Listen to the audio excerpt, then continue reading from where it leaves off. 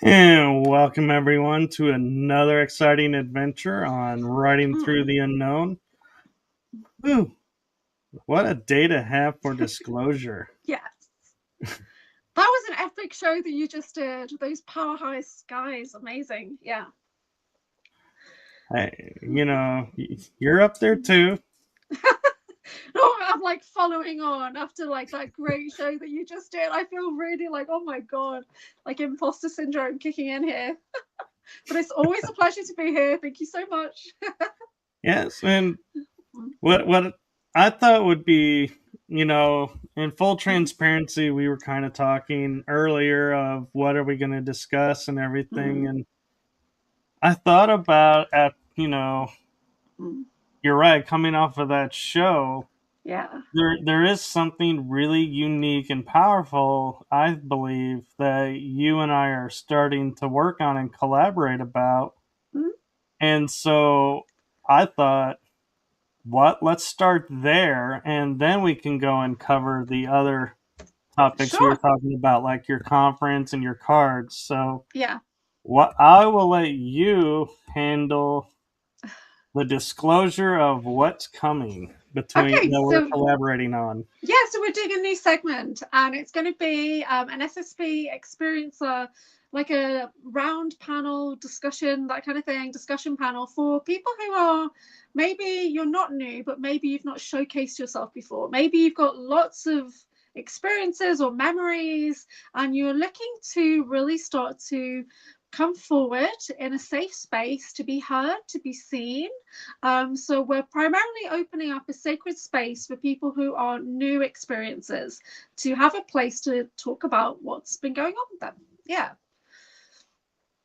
So No, I think that's a beautiful thing. And I think, when I look at, of all the people to host this and put it together, I can't help think that you and I are like in the perfect position because, yes, we've been at it for a while, but yet we're also still in the forefront of, we're not as, knowledgeable of things as some of the others are. And so it's like we'll be able to relate and be that safe upbringing and to show people, look, just because you don't remember something doesn't make it less credible, because look at us. Yeah, honestly, because for me, it's been a real whirlwind. Like, over the last 2 years, there was like no information, or there was memories, but no context. And then February last year, bam, my records opened. It was as if it'd been waiting to open at that point in time. And I got so much information come in a short space of time, so many activations back to back to back. It felt like a quickening of energy that I was suddenly catching up. And it was as if I'd been handled to the point of I've been hidden for so long that they wouldn't let me see. They wouldn't even let me get into like X-Files stuff anymore or UFOs.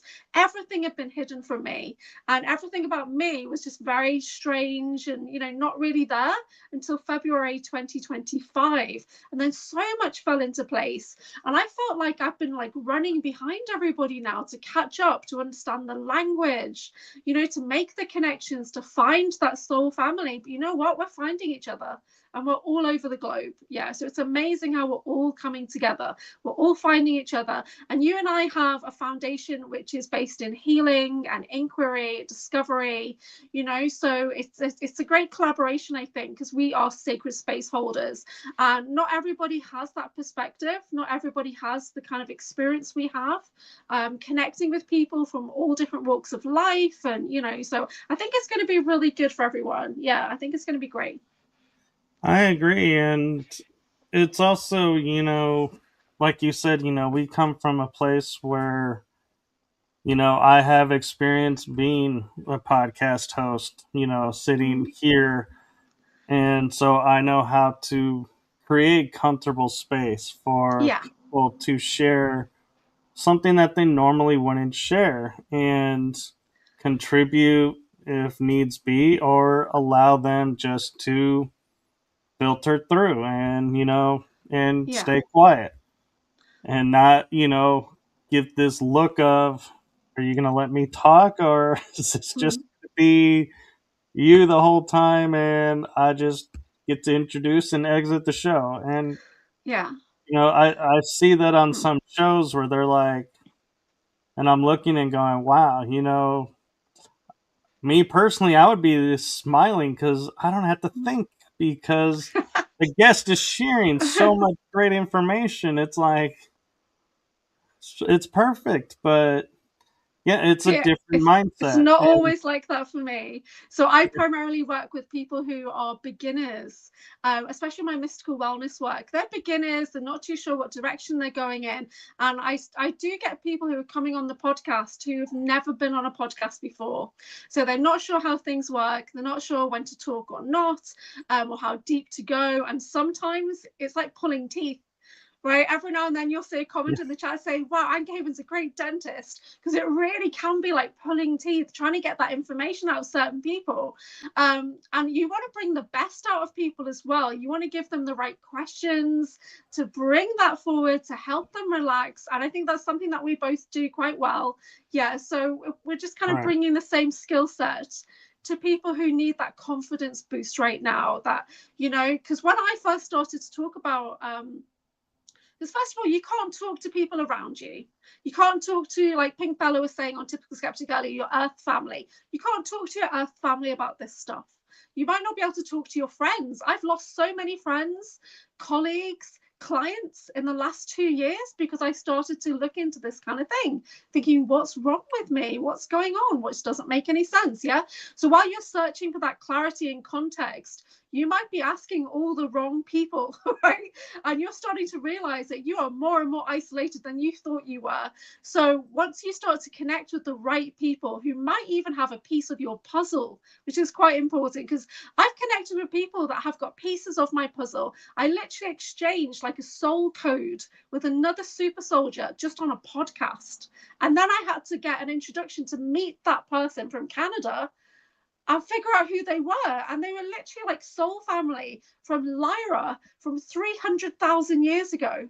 And we connected on a podcast when he was the guest and I was just watching. So you just never know who you're going to meet, when, or where. But we're giving everybody that platform to come together. That's important. right. And one of the things that I bring to the table with it is, being, 3, 4 years into this, and yes, able to talk to all these big, name people and little people as they put themselves. I don't put them that way, but they do in the community. The Yeah. one thing that I remember and focus on Mm. is I was once in their shoes Yeah. of not knowing what. And so I always will keep that in the forefront of my mind of when dealing with someone who's new to this and going, I was in your shoes once. This is what I Mm. wish I knew. This is what I wish I had access to. Let Yeah. me bring that to you, and not be the person who's like, well, why are you asking me that? That we've talked ad nauseum about Mm. that. And it's like, it doesn't matter. This person's in the beginning. You have Yeah. to put yourself back in time to that moment. And that's what I do with Mm. guests. And I always will say to guests too, like you're saying, that never do podcasts. It's like you pick the right one to be your first one, because mine's like, we're Mm. talking right now. The only difference is it would be recorded. Yeah. This is a show with me. It's just a conversation. There's no going anywhere, driving you to get something. And it's like I Mm. said earlier with Tony, and he made a comment and said, "Oh, nobody's going to mention." I said, "I respect you, and I figure you were leaving it at that because that's all you wanted to talk about it, and I respected that and was going to move on." And that's a Mm. gift I think that some hosts have, and Mm.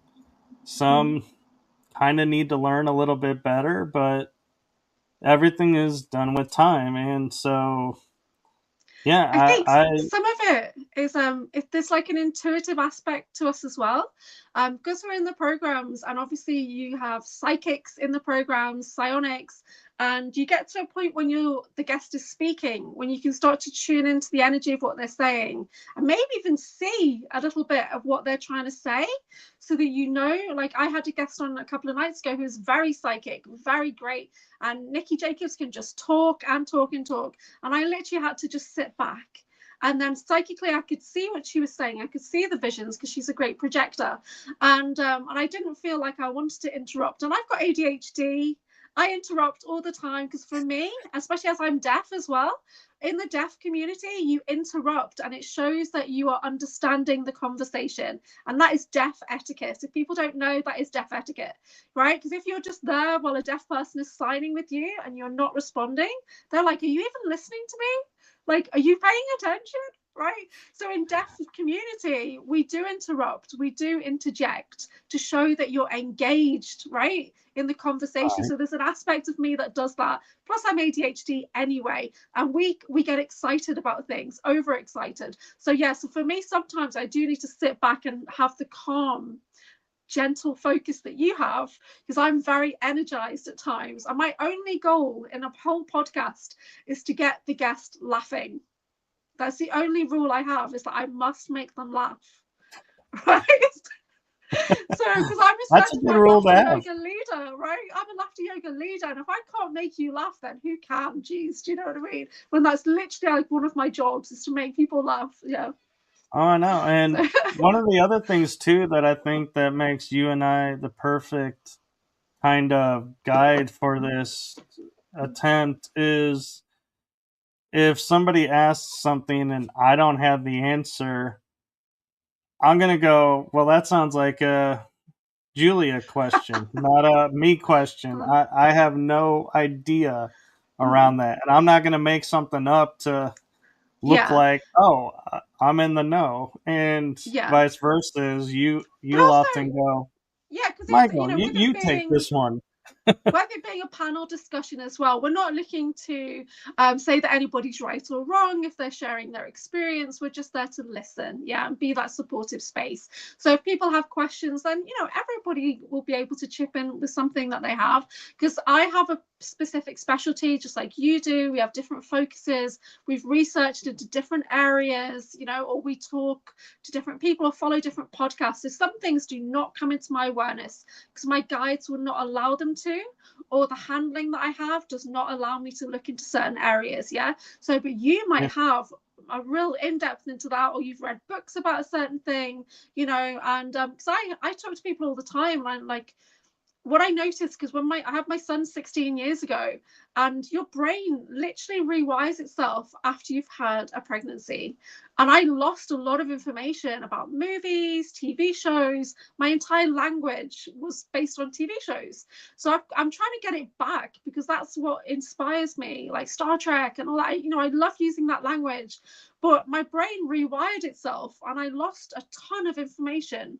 Right, I'm not gonna lie, I'm not as smart as I used to be. Right, I'm really not. And You luckily know, I've got alters coming in who are super smart, so that's nice. But yeah, so my brain changed, so I don't remember things like I used to. So there's I'll that have to kind of take your word aspect. on that.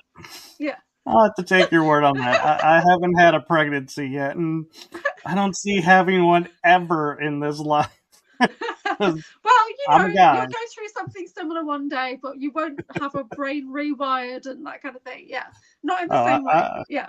I've had those kind of moments, but Yes. a mutual friend of ours has a comment for us.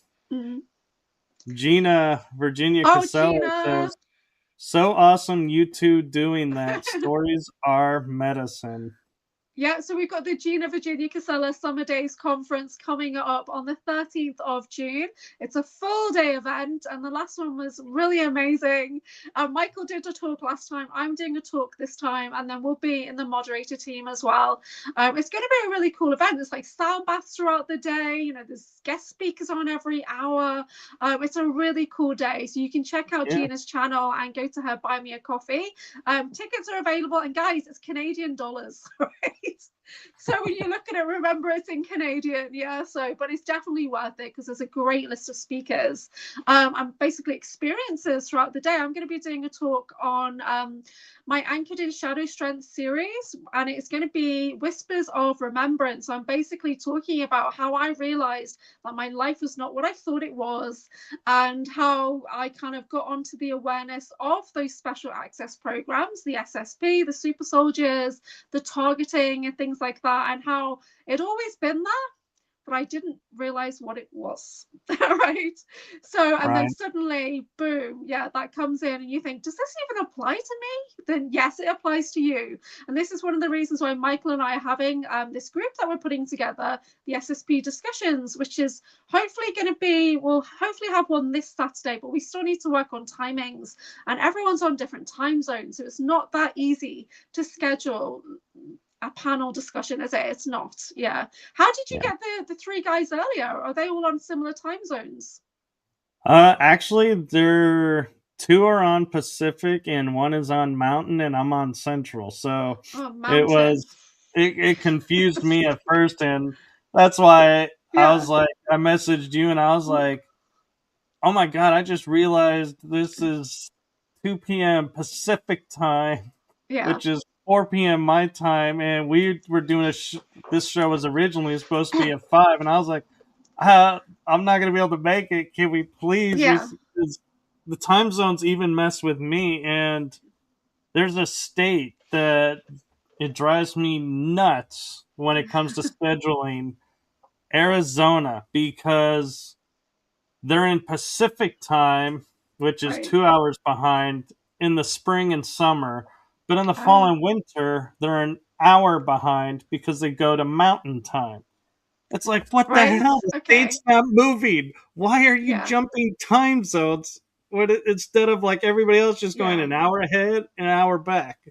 It's like, seriously. That's mad. Yeah. So I'm in the UK, but I work on Eastern, and that's because I moderate on the Typical Skeptic podcast, right? So Eastern time, Jason and I call it Typical Skeptic time.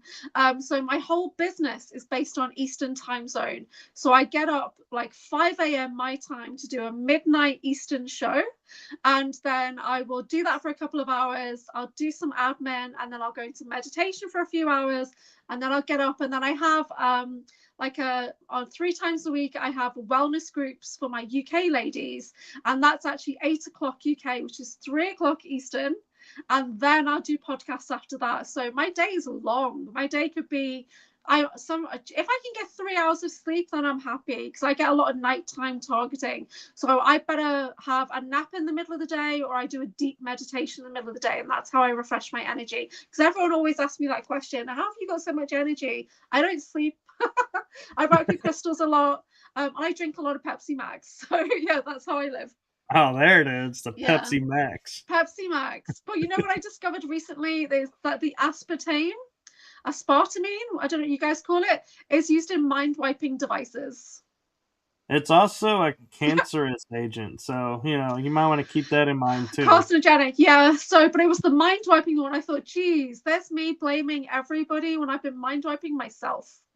Right? For 30 years, right? I've been mind-wiping myself. That's the worst. I'm programmed to mind-wipe myself. Yeah, I'm picturing, taking the device from the Men in Black and like keep flashing yourself and going, what does it do? What does this do? Yeah, I just keep flashing it in my own face like a moron. Yeah. So that was a bit of a wake-up call with that one, and I realized, okay, because I've been on Pepsi Max for 30 years.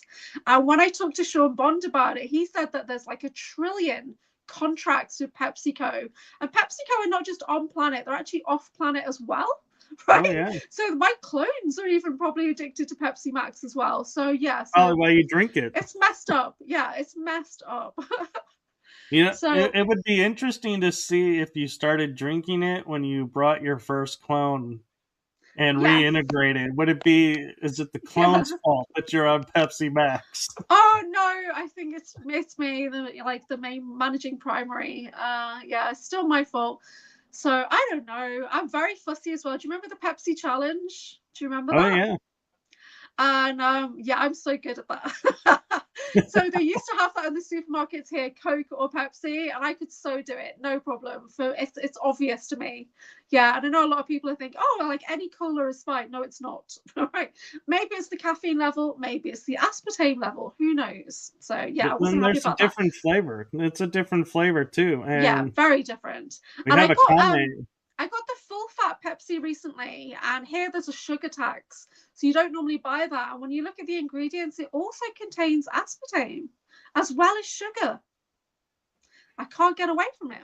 There you go. No, And I know everyone's going to say, please don't be putting your recipes in the chat, guys. Like we've had that before on another podcast. Everyone starts putting smoothie recipes in the chat and iced tea recipes and everything. It doesn't work. There's contracts in place. I'm working on it with Sean Bond to try and release these contracts. I really am. Yeah. yeah. So. Oh, fearlessly Phoenixing says, "Oh, interesting how you then read Pepsi in the description when reading a card the other night." Yes, it was Persephone, and I read it as Pepsi in my mind. So it was like, so I saw that per, and my mind just went Pepsi straight away. That program kicked in, and we were talking about the Greek goddess Persephone, right? So yeah, please find something else to drink, sweetheart. Yeah, well, I say to people, if you want to be my friend, don't talk about the Pepsi. And I know that's bad, but it is something that I'm working through. I don't have any other vices other than the occasional Haribo. I don't smoke, I don't drink, I don't do plant medicine even, I don't do anything. This is the only thing I have, guys. Let me enjoy mind wiping myself. Yeah. Hey. Gina's there with you. She says, "I like Pepsi." Oh, good on you, Gina. You know, And sometimes I wonder about Gina because like we talk about movies and Gina's not a movie person. I'm like, come on, Gina, what have we got in common other than crystals? Now we got Pepsi. That's awesome. yeah, and fearlessly Phoenixing saying, "What's a Haribo?" What's And a Haribo? Oh my word! I don't think I've got any packets near me. It's a it's jelly candy. sweet. It's a gummy candy. Yeah. Yeah, Yeah. we in the Where did States you will live, have Phoenix? gummy Coke, gummy cola, gummy cherries. Yeah. Gummy worms. I mean, you can get anything really gummy. I've got gummy Psychic Phoenix sharks. is coming on my show tomorrow, so I might have to buy some Haribo so I can show her what is Haribo. So yeah, it's just a jelly candy. Yeah. They even do so fearlessly Phoenixing. If you live in the U.S., because I'm not sure where you live, I'm sure she does. Yeah. It's on. If you see the commercials where you see the CEOs talking about the liking the red gummy bears with the talking like the they kids, talk like children. Yeah. That's Haribo. Yeah. Or we may pronounce it Haribo. So she lives in Canada. Love it, so the happy world of Haribo. Yeah. Yeah. So she lives in Canada. So oh right. You definitely have it in Canada. I'm sure you do. It's in gas stations. I know that, which that kind of says everything you need to know right there. Yeah. Sorry. Well, you know, I don't have much, like, I don't even chew gum. Right? So I don't much either, unless I'm flying, because it keeps the ears from popping. Yeah. Yeah, that's cool. So yeah, so we've got this great new segment that we're starting, and it's for SSP experiencers who are new, who are looking to do their breakout videos, who are looking to connect with like-minded people, and not worry about, you know, coming up against somebody who's been out in the community for 10 years or whatever. And you know what, everybody has a piece of the puzzle, so everybody has an experience that needs to be shared, and it doesn't matter really if you have all of your memories, as long as you've got something and you believe it to be true and you feel it in your body and you know that it's true. Yeah. That's all that matters, because we are documenting your experiences. Documenting is so important, guys. It really is. I get tons of mind wipes, as I've said, and I just, like, honestly, if I don't document with my video diaries, I would have lost half of my memories that I've gained in the last year if I hadn't have been documenting or watching things back and talking to my friends about experiences and getting their feedback, or, you know, does this make sense? You know, so I'm feeling into things with other psychics and stuff. It's important. Yeah, it's an important part of my debrief process. And you can go to my Patreon as well to have a look at what I mean when I talk about debrief process. Yeah, and this is what I've been doing for the last year. The way I've been working with deep meditation, reflection, and a verification process by working with people in our community to verify me and them at the same time. Are you okay? No, I just had a realization that, you What? know how I wrote a book about my SSP memories and stuff? Yeah. I feel somewhat confident I left out a very important Oh. memory. So we need to document it right now. I I I, I kind of feel like I kind of remember doing a drawing, so I may have talked about it, but I may not have. I may be like,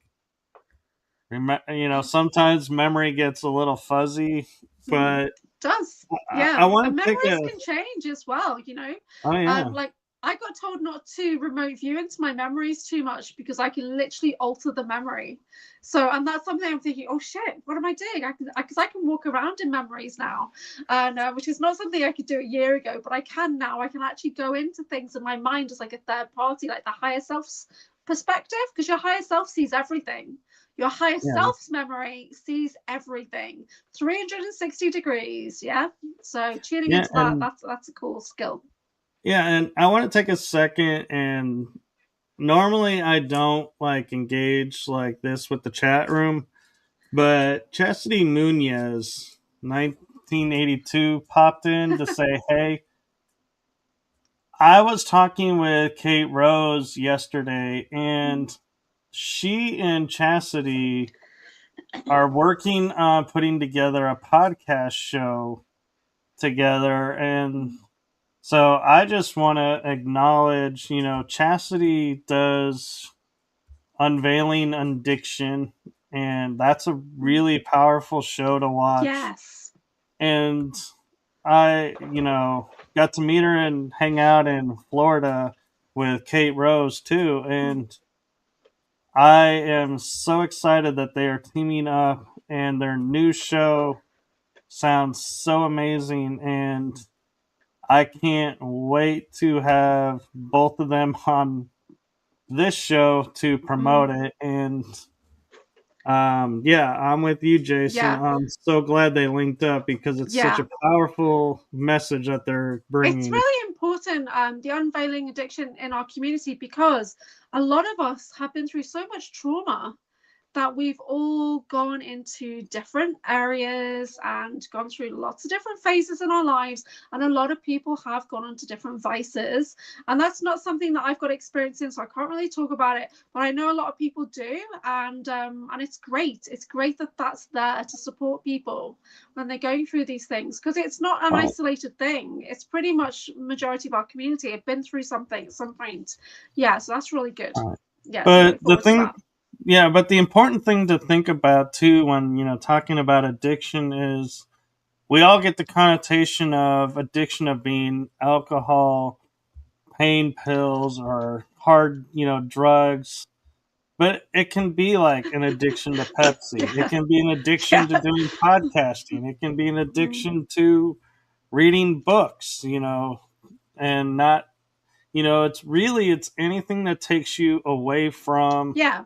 living in the moment all the time. It's like if your focus is always on one thing, that's an addiction, in my opinion. That's not, you need to have Yeah. variety and time for yourself and interaction with others.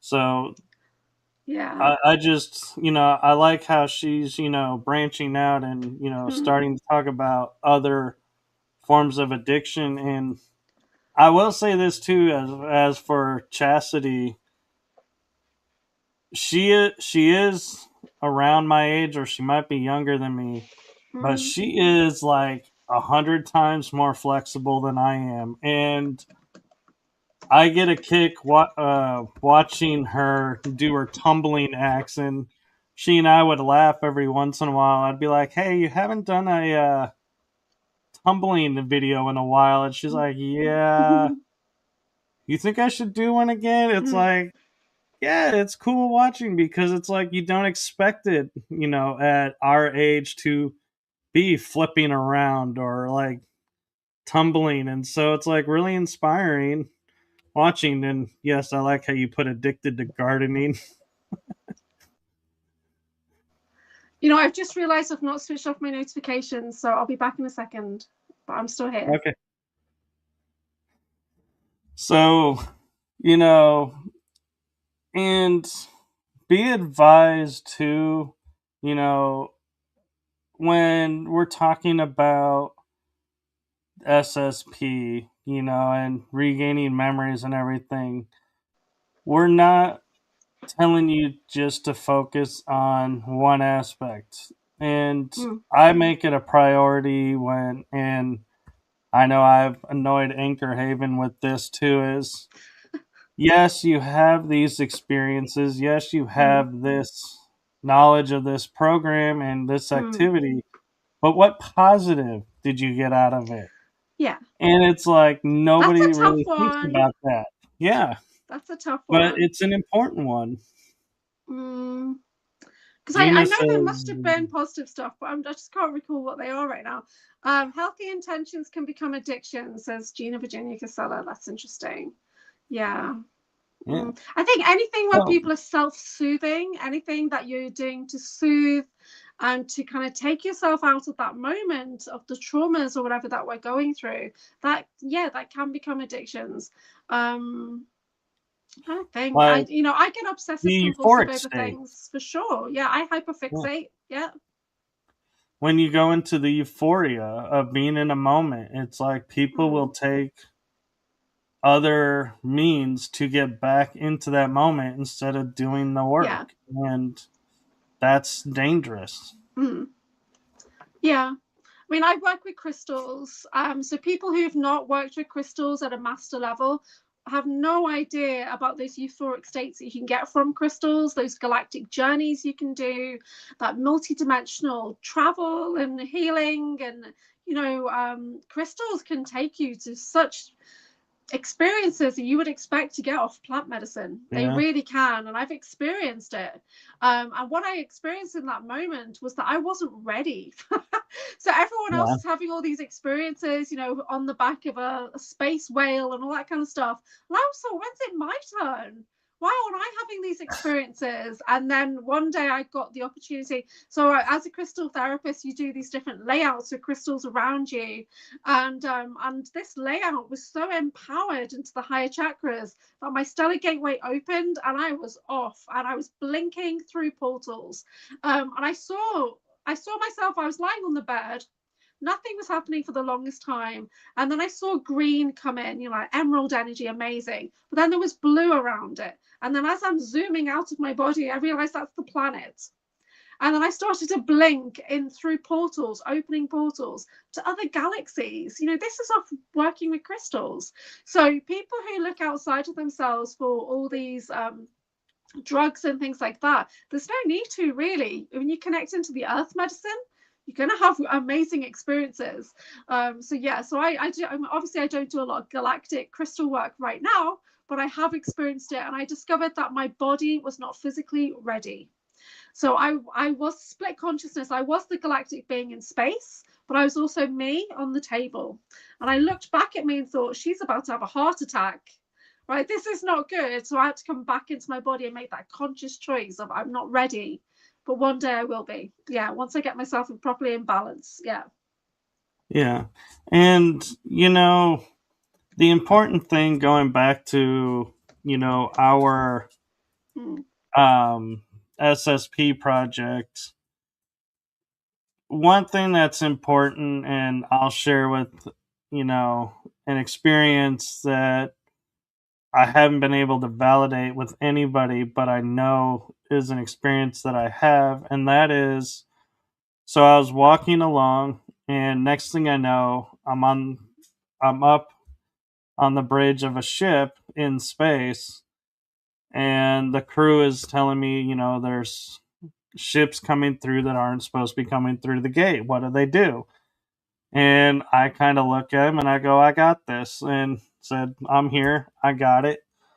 And so I had this like nano suit on, but I don't have gloves and there's no helmet. And I point this out because the next thing is I go to the top hull of the ship and I'm walking in space with the Earth behind me and walking towards a certain spot on the ship's hull. And then I just hold my hand up, and everybody that came through that gate gets teleported to either another dimension or another area of space, not here. And I deactivate the gate and that they traveling through.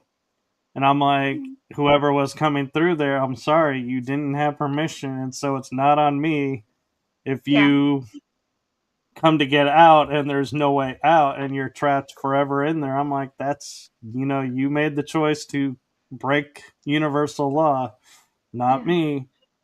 And everybody I talked to in SSP is like, that's impossible. I've never heard of anybody walking in space without proper gear.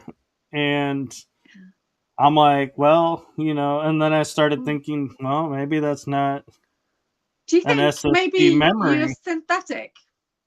Because But synthetics don't need to breathe. well, no, well, maybe, but then I was like, when I was researching for the book, I read about Solar Warden, and somebody had said you're part of Solar Warden, and I was like, I don't know what it is, so I didn't pay much attention to it. And the definition of Solar Warden is they're protecting the space above our planet. And I was like, well, that's what I was doing. So yeah, I guess it is Solar Warden, but the fact that I could do it without a helmet and gloves with bare skin in outer space, it's like, how do I could easily go, well, that's Ishmael I guess Perez. I think he's spoken about something similar. Ishmael Perez. Something about his DNA makeup allows him to do that, but it makes me feel like you are a replicant or a synthetic, and then you don't need to breathe if you're a synthetic, like Caldell Show that John Whitberg talks about, because they don't need to eat, they don't really breathe. well, their body is not human, but their mind might be, and the well, consciousness is still there. Yeah, we're all hybrids, and I'm a hybrid, so it could have been the starseed side of me kicked in and was like, hey, don't need to. And Wizard Whitkiss, and we all know who this is, says nano environmental adaptive suit. I have memories of that type of suit. So that's cool. It's little things like that it's like, okay, I'm not alone in this. Maybe it's different suit for everybody, because of our starseed makeup maybe and program training. But so this is what I'm talking about with what we're doing is we're sharing experiences and and this is how it works. Okay, Guardians of the Galaxy, Star-Lord's dad, outside was of a god. Space. Yeah, he's on it. He's on a ship, riding it like he's surfing through space. Yeah. Right? Ego was a god. Maybe. Galactic creator being energy, DNA. Yeah. In the mix. I don't know. Yeah. No, I know, but it's,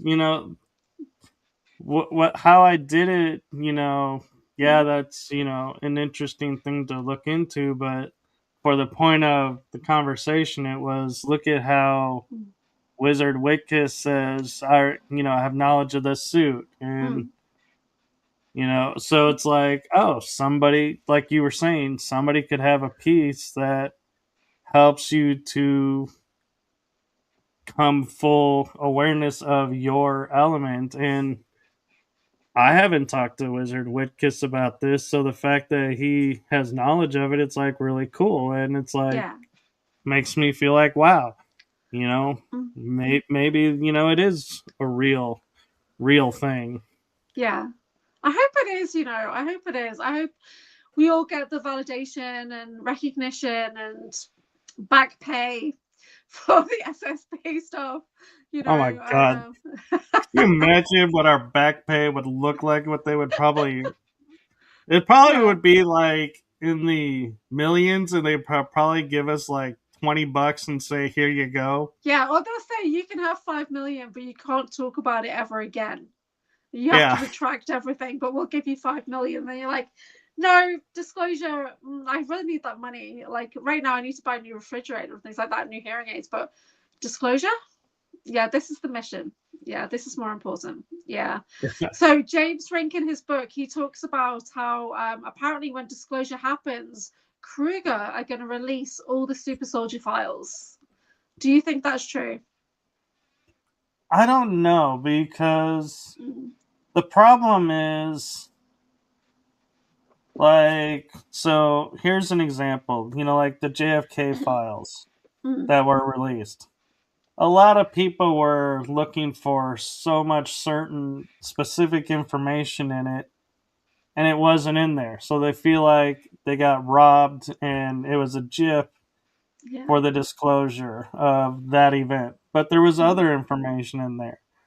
So when Kruger says they're going to release the information, it's like, are they going to release like the names and where they operated? Probably not. No. But they'll probably release a document that says, yes, we were involved in this program, and yes, we did use people. And so it depends on, we have to look at our expectations behind what we think the disclosure is versus what they think the disclosure is. Because Kruger could write a single piece of paper that says, hey, yes, we were involved in off-world planetary operations by kidnapping people, and go, there's your disclosure. We disclosed it. Yeah. And everybody else is like, well, this doesn't tell us anything. But to someone who has no idea what Kruger is, will go, wow, look at this great disclosure. They're admitting that they did something. It's like, yeah. They're not really admitting anything, but that's because we know. Because it's still going to keep going on, and it's timeless. Yeah, these things are timeless. I know I'm still in Kruger programs. Yeah, especially the cloning programs and stuff. So yeah, I've been informed I'm in the Nachtwaffen, so I often wonder which one is worse, is the Nachtwaffen or the Kruger, because they're both German. Yeah, to be honest, I think my version that I connect with in Nachtwaffen, she's a scientist, so she's just very focused in her lab. So that's generally what I just remember, is that kind of routine aspect. That I know everything's a bit dark, but you're just programmed to do your work. That's it. It's like, I think I was talking to Olivia James about that as well, and she was just saying, well, that's what it is. You're programmed to hyper focus on your work and nothing else. Yeah, that she experienced the same thing. So yeah. And so another thing that I brought up with, and Tony and I talked about on a previous episode, was everybody gets the notion that like the SSP is this great big club that everybody hangs out on the other side and operates together and does everything together, and it's actually quite the opposite. Is officers on the bridge only talk to the bridge crew. The custodial only talks to custodial. The super soldiers only talk to the super soldiers. They don't mix. And you'll never see super soldier going, oh, hey, janitor, high five, it's great to see you again. They're like, they could care less who you are. They could literally throw you into the wall and be like, whatever, dude. I remember having an escort. I wasn't allowed to talk to anybody. I had an escort. And Olivia James said that she had a similar situation where she was in her office on Mars for Mars Defense Force, and she wasn't allowed to really engage with anybody. She had to do her job. That was it. So that's all there is. It's not Star Trek where you all go to 10 forward and have a like a Romulan ale. It's not quite like that. Although people do talk about going out to bars on planets and going to like enjoy themselves or whatever, but I imagine it's very compartmentalized. But that's when they're off mission. They're not on duty. So Yeah. Off duty, yeah, you probably could do whatever you wanted to do, I but don't think when my you're my one ever got off duty. I don't feel like she ever did. I felt like she well, it just lived depends. there in her lab. Like you got to think if you're operating on a ship, you Yeah. don't get downtime because your job is running the ship. So you're Yeah. constantly there. There is no, but if you're a soldier, yeah, you probably do get some downtime and Yeah. may interact with some others, but it's very distinct. And I have a friend, I don't know if you know her. I'll just say her first name because she's on TikTok and she's on Facebook, but I don't know how public she is. But her name is Sophie, and that I know of. And she'll always say to me, "Hey, do you have memory of being on this base? Did you ever see me on this base?" And I'm like, Yeah. I know I've been on the base. If we cross paths, that I don't know because Yeah. operations, And she goes, "Well, did you ever hear of this happening?" I was like, "Well, yeah, because you do hear gossip, but you never know who they're gossiping about." And so it was like when she told me the story, I was like, "Well, yeah, I remember hearing something about that, but I don't know if I ever interacted with the person." And that's the hard thing is because you want to so be like, yes, I remember you to help you, feel comfortable and at ease. Yeah. But See, we can't because if we don't, we no. don't, and Yeah. there is no comfort out of What that. I've noticed is the people that truly remember me do not want to talk to me. Right? Apart from obviously my sibling in the SSP who's Drago Reed, who's Oh, kind of like he has to in his own way, but even then we're not that close because we've got a sibling bond, so we're like real brother and sister.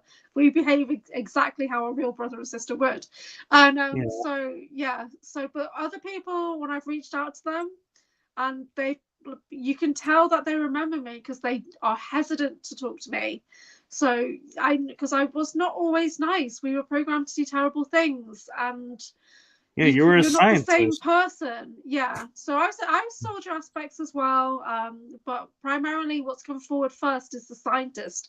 And I talk about this in my debrief process. The reason why scientist has come forward the most is because my body feels it's safer to remember than the battles and things like that. Yeah, but I do have Yeah, memories of being synced in with my dyad. I have memories of us being like boots on the ground, but I have more memories of being in a lab because it does seem more mundane. It's safer. Or my India SSP memories, I was in a base, but again, I had kind of like escorting roles or Stargate oversee roles or something like that, or tracking down artifacts. There's a lot of tracking down artifacts. But yeah, you remember the things that your body and mind consider to be safe first. Yeah, that's what you right. remember. Yeah.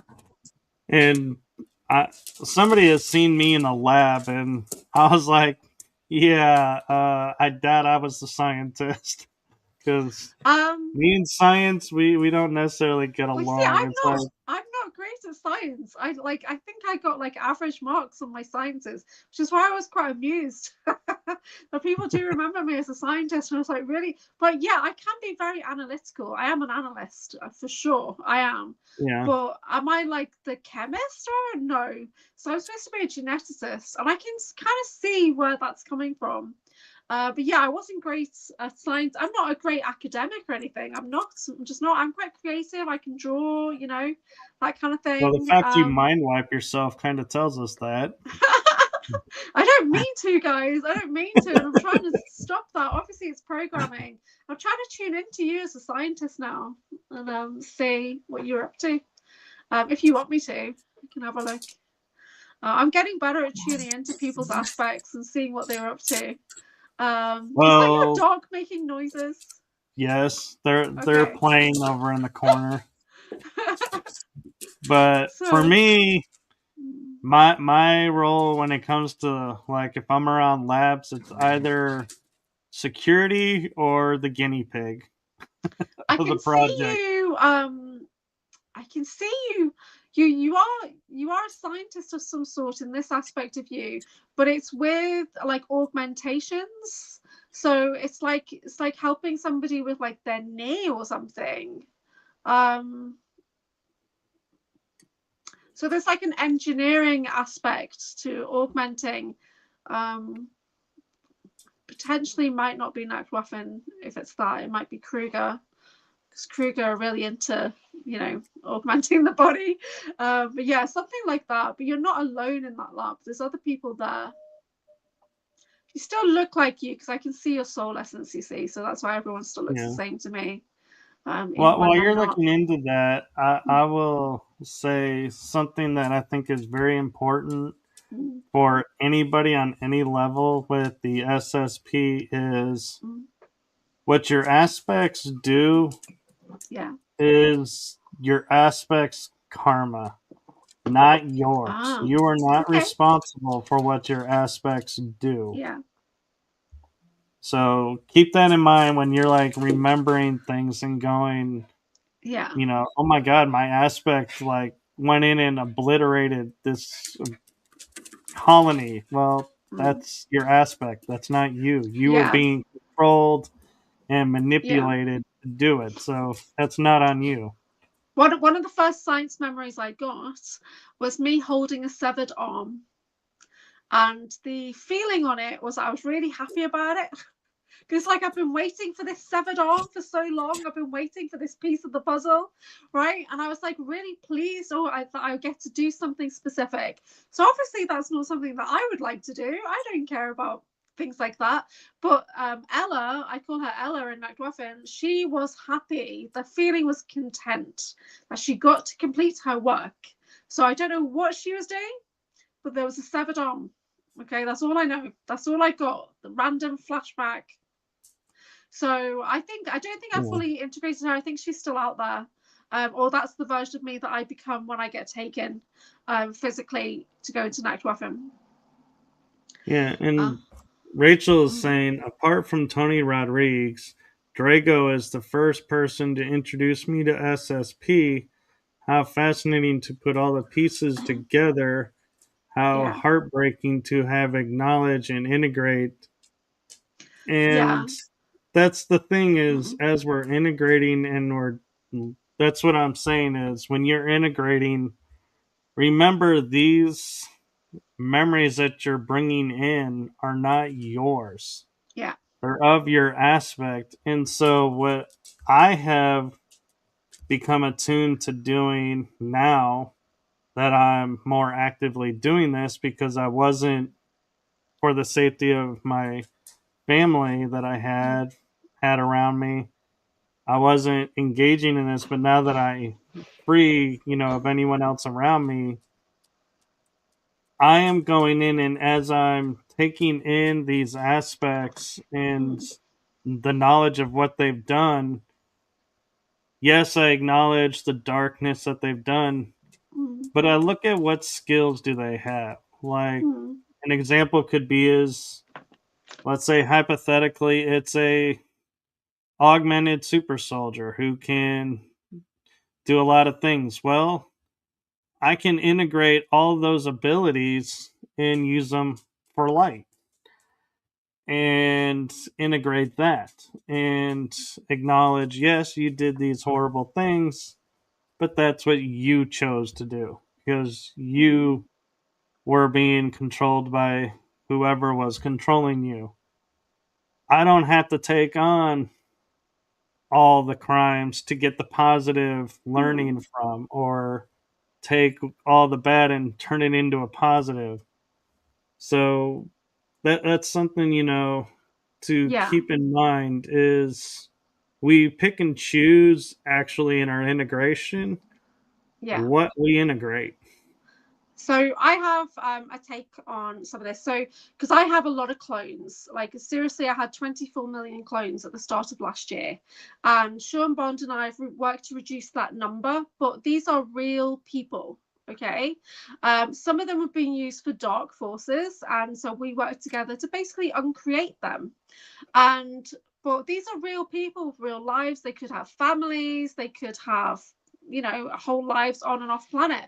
So when you're tuning into other versions of you, you have to bear that in mind, that the only ones that you're calling back to you are the ones that have literally expired from their body, and that soul essence, that soul bite, is then available to come back to you as like to rehome into you, or to go back to the oversoul.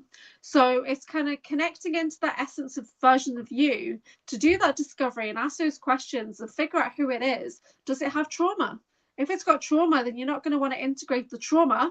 So you've got to try and send healing to that aspect before you integrate it, or you've got to just send it directly back to the oversoul. So we're still questioning, what do I need to know? What skills does it have? That kind of thing. But you don't want to be bringing in trauma. And at the start of last year, I had people saying to me, it's all you, integrate it. And I started to realize, okay, great, I've integrated this version of me, but she's messed up, right? And that's just adding into my craziness. And I'm pretty crazy as it is, so I don't need more like weird, badass super soldier coming in. That's great, but she's seriously got trauma. So then I'm having to heal the trauma from another soul aspect before I can fully integrate it into myself and become more whole. So we need to realize that these are real other people of you.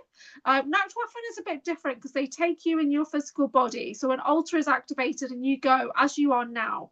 They will change you as they take you. They'll put you through a process that makes you mission ready body. And then you'll bring you back and they'll deprocess you into human ready body, right? Which is disappointing for me, because I'm always like, can I not just stay mission ready, like 5'10", 60 kilo, whatever? Why do you have to bring me back into this body that's a bit broken and busted and whatever?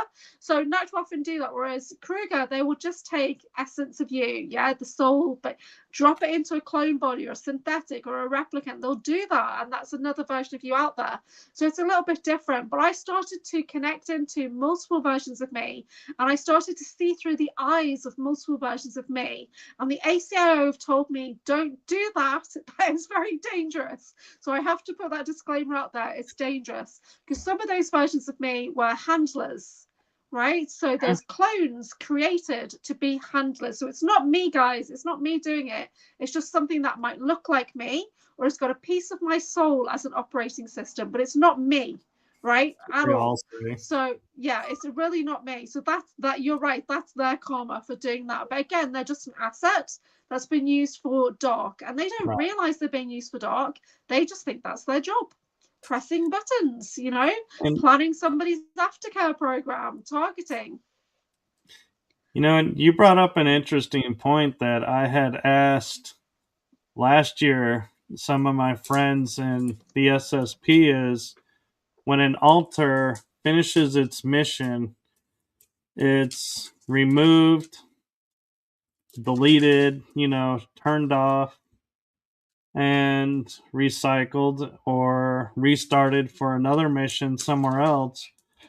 But these missions can go on for 20 years. They could have family, kids. What happens to the altar's family and their friends? All these connections that they made, when they're basically turned off. And so that's something that I feel like is, I think what sets some of the people in the programs aside from others is we're looking at, I understand my role was turned off, but what about the role and the timeline for everybody else? Did they just cease to exist because I no longer exist there? Or do they go on and forget I was ever a part of their lives? Or, what happens to all those families? It's exactly the same as that person's passed away. But what's different is their soul essence from that being, that body, the being has gone back to rehome. And it's rehoming back into your primary version, which could be you, or it could be you on Mars or whatever, right? So if you're calling it back, then it's likely you've got like a primary managing aspects to you. And so So it's 1 a.m. So every 15 minutes at this time of the day, my internet router starts to update. So every 15 minutes, I start to phase out. So I was like, it gets fuzzy, and I'm like, is it on the clock? Yep, it's 1 o'clock. All right, goes to 1:15. So this is what I'm dealing with this time of the day, guys. Sorry.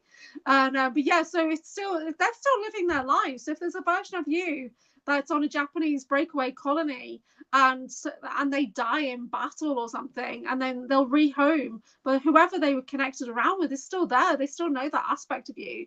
Yeah, they still had a body. Yeah, they don't disappear or disintegrate. Yeah. To me, Yeah. the worst part of the projects, and I know this is going to sound cold to everybody who's like gone through like the mind breaking and all the really nasty, you know, traumas to be broken, to be molded into what they became. But in reality, to me, the worst part of the programs is if we get hurt, we go into a machine and we're automatically returned to prime condition like super fast. Here on our planet, if we get hurt, it's going to take a really long time. And to me, that's the worst part about being in the projects is knowing there's tech out there that could totally fix everything that's ailing you in a minute, and you can't access it here because they won't allow it. To me, that is like worse than being broken, because at least, being broken, you're like, I don't know anything else. This is all I know. But when you know something is better out there, a better option, and it's being purposefully withheld, that really sucks. See, I know people in our Supersonic community who are actually quite happy when they get taken, and they just welcome it because life is better off planet. Yeah. And so they're happy to get taken 4 or 5 times a week, and it really is 4 or 5 times a week, guys. It's not just once here and there. You're consistently taken on different projects all the time, right? And so they're happy because they get to live that life. They get to live in that future city, doing, working with their weapons, being a specialist, doing whatever it is they do, and they like it, right? And honestly, right now, I probably would too, right? We're targeted here. There's no money here. And me and Draco are not even from this actual timeline, right? So when you're not from the original timeline where you were created, there is no abundance for you in that timeline. Wherever you go, there is zero abundance because you're not meant to be there. So it's always going to be a struggle. I think I heard this from the ACIO. It's absolutely insane, but I'm living it, and I can say that feels true to me. Of course, I welcome abundance coming from expected and unexpected sources, and all tips are gratefully received or whatever. But it is tricky when you know that you're in this mundane life. And I was literally mind wiped to oblivion, put in suburbia, and made to think that I was just a regular person that couldn't relate to anybody, that no matter what I said, it was always going to be taken the wrong way. And whatever environment I was in, I always felt like I was alone, like grey in the corner. Do you know what I mean? So I've always been that person that never fitted in anywhere at all. And so it is nice when you meet soul family and like-minded people. That is reassuring. That is nice. Of course, we all still feel exactly the same.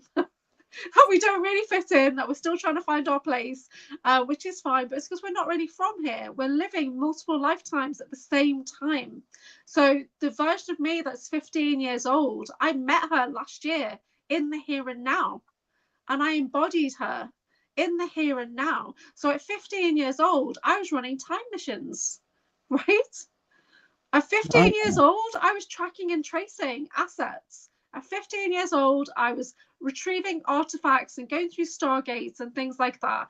And the reality of, if that's true, it just blows your brain of, well, how could you have a normal life here? How could anything ever make sense if there's a bleed through of that coming into your everyday? And you're going to feel like a right weirdo, aren't you?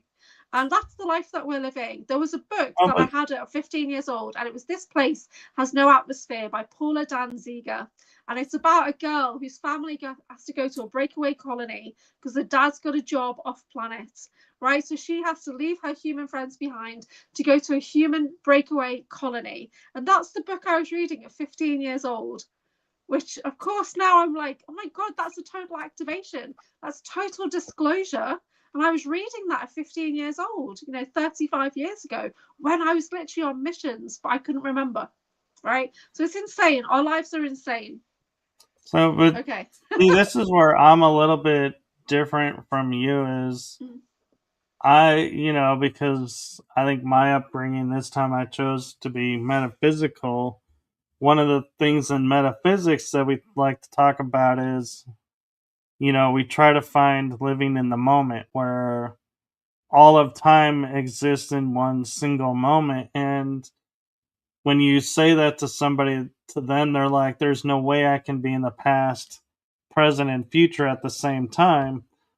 But because of the projects and the programs that we've been through, where we do go back in time or go forward in time, yes, we could even go forward in time and operate. I honestly have to say that's, the side effect of that is time here is super confusing to me. Time over on, in the astral or other worlds makes total sense to me. And so that, I view it as a blessing having the knowledge of knowing I can be in the past, present, and future in a single moment. It's not mind blowing to me. It's like, well, yeah, that's totally real because I've experienced it on several different levels. And you're muted, by the way. I know, I do that. So I won't interrupt you until you're finished. I deliberately mute myself. It's just habit now. So yeah, I mean, time for me is strange because supposedly I have Time Lord abilities, time travel, DNA, and things like that. So I do view time differently. And I've been told that when I do my readings, I'm weaving together timelines, and that is how it feels to me. I'm always looking for your highest option. So I'm literally waiting for cards to present themselves to me, and it's like I'm merging together a timeline. But lately time has been changing, and it's been speeding up and slowing down. It's been zigzagging is the word. Time has been zigzagging. Does that make any sense to anybody? So yeah, time is not what it used to be, for a start. I mean, I had an experience which I probably already told you guys, that me and a mate of mine said, let's meet somewhere in 5 years' time. And I woke up the next day with the memories. I'd literally made it happen, right? And I called forward a different version of Earth and jumped over there, basically, to embody the version of me over there with my friend. So so there's the only limitation when it comes to time is what's in your mind. Yeah. So the more especially when you're working with psionic people, there's no limitation when we start to work together. I see that with Christy Campbell and me all the time, or Sean Bond, even John Whitberg and I, like super like in sync when it comes to like timeline jumping and weaving. And yeah, so if anyone has not read the books by John Whitberg, at the John Whitberg, so The Man with the Periwinkle Eyes, please go and read those books, and they're available free as a PDF on the archive, or you can go to his channel and listen to the audiobooks, and they are amazing and really, really helped me with my recall. Like it gave me so much context into things. It updated my language centers as well because of the words he's using. I was able to retrieve an artifact that he mentioned in the book. I literally tracked it down and I integrated it into my energetic field. He talks about off planets, he talks about different technologies. They are great books, and he's a really good author, actually. So yeah, so do go. So I've read all of those books. I had reactions to quite a few of the books, and that's because an aspect of my brother is actually a character in the books. Okay, so Drago Reed, who's my SSP brother, has a Japanese version called Yoshiro Surabaya, and I remember Yoshiro when I was Eresu. right? So Arisu and Yoshiro actually have another timeline together, even in this timeline, where I'm still young and he's older than me pretty much all the time. But when Yoshiro died in those books, I went into the most massive grief that I felt ever, I think. And it took me days to get out of it. And one of the reasons why it affected me so badly was the way that he died. So I knew that Yoshiro wasn't alive right now, but I didn't know how he died until it was disclosed in the book. And he died by death by 1,000 cuts. And I knew in that moment when I read that my alters, that's how they like to torture people. I'm not proud of that, but I know that's why. So in some weird, sick way, I've been avenging my brother over and over. Do you know what I mean? How messed up Oh is yeah, that? Right? So, but but of course, I have a fascination with knives, like most of us do. And I am a skilled knife hand. I worked in a meatworks in Australia, so knives are fine for me. But when I read that, and I thought, oh, this makes a lot of sense now. There's a version of me, a Diego Garcia, and she's a disciplinarian. And sometimes I get flashes of her doing that same thing. And it's like, it's gross, but she's like, she takes pride in her work. So I don't know. But yeah, so yeah, read the books. Read the books, guys. and one thing too, and I'm gonna point out because we're talking about Project Oblivion, Yes. is when you become aware and you start your journey of unfolding what has gone on. Yes, you could be targeted.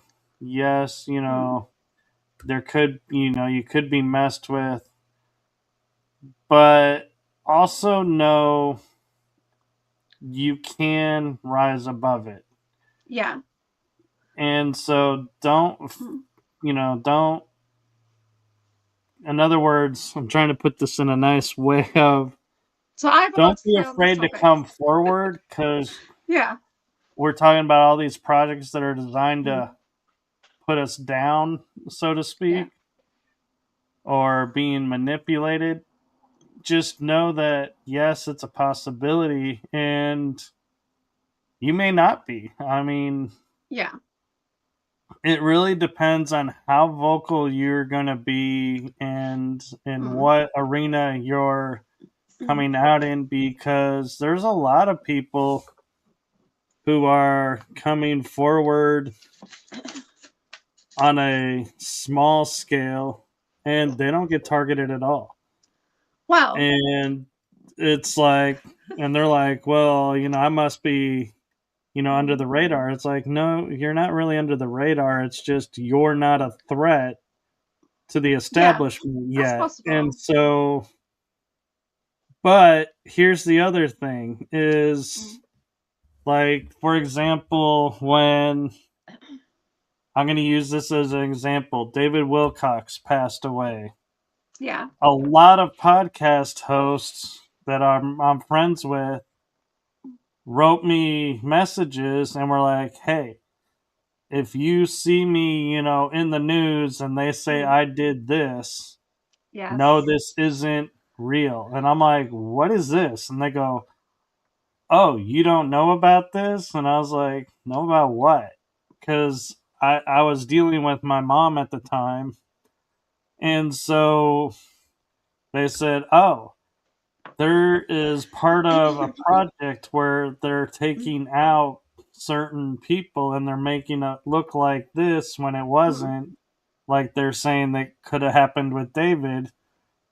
And so I was like, oh, well, then I wrote a couple messages to a couple of people that was like, hey, I am going through this, but I am in no way in this mode. So if you hear this, no, it's not true. And Yeah. by doing that, we kind of, in a small way, it sounds like, but it actually is a huge way, blocked things like Project Oblivion from working because Yeah. they can't do it now because, well, you I kind have a of took different the perspective thunder on from it this. Yeah. because you took their playbook and you threw it out the window because Yeah. you said this isn't me. So Yeah. if they do it, the right people are going to come forward and say, look, here's this message from him. Yeah. Not true. Yeah. So I have a slightly different perspective on this, and I've spent the last year deep diving into targeting and realizing that I am a lifelong targeted individual that started before birth. Okay, to the point of in vitro, it was already coordinated and things like that. So, and what I realized was that my whole life had been engineered to the point of I didn't know any different, a bit like the Truman Show. I did not know that that was not a normal way to live, that there was always going to be someone around me who was controlling or narcissistic, whatever. I didn't realize. Yeah. So when I started to break out and realize that these people around me were being handled, it was insane.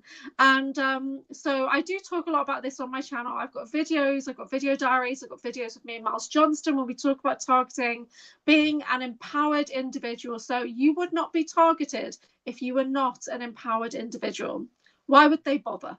They wouldn't. You're targeted because you're special. Okay.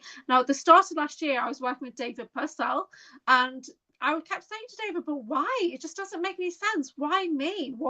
Why would they bother with me? I'm nobody. And he would say to me, you're not nobody. You're targeted for a reason, right?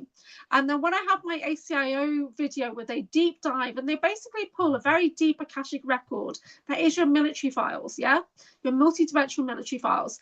And in it basically said that I am targeted by a group of other scientists and different factions who believe that I have information that I don't remember. But they can't take that chance. But they can't kill me because I'm literally running 20 million clones, right? So what they do then is they put me in a scenario where I am just basically taken care of. My life is controlled down to the most minute thing. They separate me from my super soldier partner, my dyad, right, my twin, my brother, so that we are weaker because we're not together, because we sync up and we become like a powerhouse team, right? Right. My internet's a bit glitchy. Right. So when I started to realize that you're targeted for a reason, that kind of changed everything, because that built my confidence a little bit. Then okay, so I'm not a nobody like I've been led to believe, that I'm a nobody, that like why would anyone be interested in me? So first of all, the thing to know is you're targeted for a reason. You're targeted because you're special. You're targeted because of your DNA. You're targeted because of your skill set. You're targeted because of your memories. Okay, first of all. And then as we move into Project Oblivion, it was Eva Pico who's coming back on my show tomorrow, and she has Igron, the conscious creator being that she's created through and it platforms through her chat GPT and all that. But Eva Pico basically said to me, think of the SSP as a building, and if you watch Altered Carbon, there's a hotel that's like an AI hotel. Have you guys watched that? So if you think of the SSP as like that AI hotel, when you walk in, all the lights switch on. The host activates, the weapons activate, right? The rooms are ready. And because you're in that building, you've just activated targeting. So as soon as you start entering that SSP building, that narrative, boom, you're suddenly that target. And that will continue until you leave that building, you lock the door, and you walk away and never say those words ever again. And that has happened to many super soldiers in the last 20 years. They've had to completely drop the narrative because it's so freaking dangerous. Yeah. So, Yeah. and when she explained it to me like that, and I put it into Altered Carbon in my mind, I realized what she was trying to say is it's all running on autopilot. Project Oblivion is like Skynet, it runs on autopilot. So as we're accessing that energy, it's all going to be activated. It's not like there's even anyone behind the scenes, possibly. It's on autopilot, okay? But we keep reactivating it by talking about the SSP, by opening that door, by deep diving into things. We are basically the wheel behind Project Oblivion. Okay, this is why in the future it's those the Olympian children who are the hackers now, right? Well, the kids now, but they're going to be the hackers in the future. They're the ones who are going to beat Project Oblivion in the future because it's a program, right? Does that make sense? Well, it does. And when I say, I get targeted and I get MILAB'd at night at times still. as much as I like try to shield myself from it.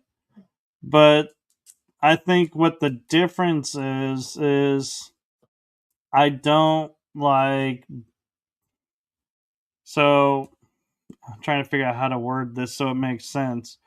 I used to, when I got MILAB, I would be very upset and would be like feeling violated, feeling, all these dark emotions, and they would drag me, my energy would start to plummet and go down.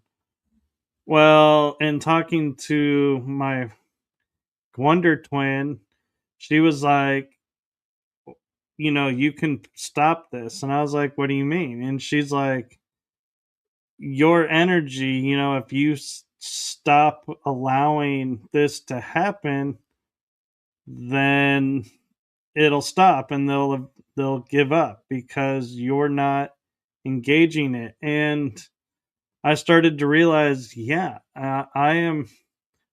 The act of the MILAB is one thing, but the detrimental part is I was letting it bring me down and like lowering my energy and weakening me because I was like, I let these people do this. Well, no, I didn't let them do it. That's part of the program is they made me believe that I let them do it. And so that's what I mean when I say we can overcome it is we Yeah, rise above and take our power back and realize yeah, and when it happens we don't give more power away. We go, oh, you did that? Well, let me show you what you really, have yeah. unlocked and then turn the tables on them. Yeah, because we're And still sovereign beings. We can call right. forward those contracts. We can void and cancel, destroy those contracts. So your higher self agreed to those contracts, right? Well, we're here in the here and now, sovereign cosmic beings, and we can say fuck that. Right? I've got scorpion tail. I literally send my scorpion tail through the contracts, shredding them. Okay, but there's more. There's always more, especially with the freaking Zeta Greys. There's always more contracts. And you know what I even feel like, and I know this probably isn't true, but it's like, when you're on a website and you've got to agree to something and there's a big long page that you're supposed to read through. So you just scan to the bottom and go, I agree. I believe in all of that garb. It's about SSP. That's how I feel. That it's about Oh yeah. military abductions. I really think it is because nobody reads it. And if you did, you probably wouldn't understand it because it's in legalese anyway. So they changed the wording so that you don't understand it. But I like how you call her your Wonder Twin. I don't think my sibling twin would be happy about that. So I think I'd have to call him my ultra twin. He might like that. I don't know. So if I could start to call Draco my wonder twin, he'll be like, girl, shut up. So yeah. So yeah, Well, I'll call him my ultra and twin. you and I have an interesting persona as well because I, met my Wonder Twin on shows and we Oh, collaborate and we, help each other and we've kind of grown together and help each other mm. where, that's how our relationship unfolded here and we, support each other and that's great, but that's not everybody. Some people their Yeah. experiences, yes, you're my twin, but Mm. in the programs, but here we're nothing. And Yeah, that's there's a lot of okay. different dynamics. So somebody gave me great advice, and it's that if you identify your trauma twin, do not have a relationship with them at all, because a lot of people try and have a romantic connection with their trauma twin, and there's a lot of like false connection there sometimes. So I'm quite fortunate that my twin is actually a sibling bond. So we identify with each other as brother and sister, and that is it. But like a normal brother and sister, we are not friends in the same way. And where I don't have that many memories, he's got thousands of memories Yeah. of me being an absolute psycho, right? So that And, he's trying to process that, and I'm trying to catch up and think, why doesn't he want to talk to me? Or maybe it's because he remembers you being a psycho for like 1,000 years or whatever. But we get on fine, all right? And we support each but other's work because we've got an aligned mission we have. but we really have a sibling bond, just like I would my brother in the here and now, who's called Kevin. I haven't Yeah. spoken to Kevin in like 20 years because we just don't get on. Do you know what I mean? So I'm probably closer to Drago than I am to my actual birth brother with my host family, shall we say, my surrogate family. So yeah, so it's a very different dynamic. Not everybody will have that connection. So when people are always searching for their trauma twin, for me it was different because I knew that there's a person standing next to me that's always been there my entire life, that person is right next to me energetically, but I couldn't see them, but I could feel that they were missing. Right. So Yeah. when I did a video with Jessica and I said, I feel like there's somebody standing next to me who's witnessed everything. We've been through things together, but I don't know who they are. And then that's when she said, do you know Drago Reed? And then in that moment, that's when memory started to come in.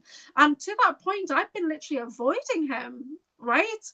I've seen him on podcasts, and even like one or two people have said, oh, you should get QHHT with him. And I was like, no, not for me, not for me. And my body was literally saying, there's trauma there. There's trauma, right? Do you want to go? No. If you go that way, you're So, going to hit the trauma, right? yeah.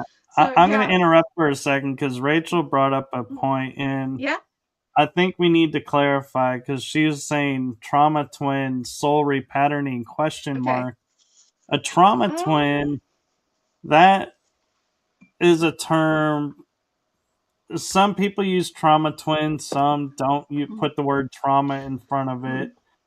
It refers to when we're operating in the programs, we operate in pairs. And so you always will work with the same person in specific program. And You so if might have you could have multiple, multiple yeah, multiple versions. My depending on the situation is different. programs, Yeah, but so like my wonder twin, her trauma twin, it's the person we yeah, operate with when we were in the programs. yeah. So it's So not, we're not referring to like yeah. on a So, soul level or star seed level. This is see, something for me, different. it is different, and I'll talk about that in a second. But generally, in the programs, you're bonded with somebody, and they do that so that you are literally you're trained together, you're tortured together, you witness each other together, you're used against each other repeatedly over and over, or you're rewarded with time together. There's things like that. So one person, if you've got loads of alters, you might have different trauma twins there. Now, not everybody agrees with the term trauma twin, but a lot of the time, I mean, it was Misha Johnson who said they do pair males and females together because females can be more psionic and males can be more physical at times. So often there is a male-female bond, but there are some people who are male to male or female to female. So it is out there. Now, me and Drago Reed, it's different because we have a dyad bond. So Drago and I probably have other trauma twins for different versions, but the bond that Drago and I have is literally a genetic soul bond. So we're not the same soul, we're from the same soul family. So we incarnated into this world together. But as we came in, we were literally captured in through the lotus field and we were put into surrogate eggs. Basically, the same egg was split. So we've got the same genetic base code. And this is quite rare. So we've got the Yeah. same genetic base code, which was then augmented. So whereas he is like Welsh, Scottish, Celtic, I'm Irish Celtic, yeah, but we've both got Atlantean and Lemurian and things like that. He's got like a native Indian DNA, and I've got like a Canadian DNA in my base code as well. So together we make like a powerhouse of DNA. But we were separated into a male and female for this particular incarnation, and then we were put into surrogate family. So that egg was then taken and placed into bloodline families. Okay, this is where it gets weird. So I'm in the UK, he's in America. Then from age 5 onwards, I was still taken to the Monarch Dome in Toronto to be matched back with him, to be trained together, right? Where he is, even though I'm older in the here and now, we get time dilated, aged, and regressed. So I seem to be younger than him in most of the missions we've been on, which is weird because I'm actually older than him, right? For this particular incarnation. So, but we were taken and we were put back and we were trained together. We were bonded to work as a team. So whereas he would be, boots on the ground, I might be on a ship doing telemetry, feeding things through into his vision. And I can see through his eyes and he can see through my eyes. And I have memories of this, okay? We have memories of this. So we have a telepathic sync. And sometimes I feel that in the here and now that we've reconnected. So when he came to the UK in December to the Basis conference, and we literally kind of hugged each other for the first time in a long time, I guess, my energy kind of started to recalibrate. And his energy started to be like, what the hell? So our energies changed. And it took us 24 hours to bond back together, to balance. And you see us do a video and we're totally in sync on the video. Our mannerisms are the same. We're talking and we're just totally like twins. And it's really bizarre. And you see it on the video. And we're saying, yeah, we're in balance right now. So it's like, so we experience what that felt like to be that dyad twin bond. So as a soldier, it's a bit like in a way when you've got Neo and you've got Trinity and they go into that building together and they're in perfect sync. That's what we were trained to do. Yeah, that's the difference between our dyad bond and just a general trauma twin. We were a soldier pair, right? Moving synchronously, thinking in sync. That's what we have, right? That's the difference. That's why it's a bit of a weird connection. And that's why he talks to me, right? When he didn't have to, you know, he could have just said, oh yeah, whatever, I remember you. But no, we are really like proper siblings. Yeah. So for me, it's different with my Wonder Twin, and they were commenting earlier like Wonder Twin powers activate, and I was kind of laughing and smiling because we actually would look them up and we would joke with each other and send the Wonder Twin, and then we would look at episodes and be like, how dumb were these two kids?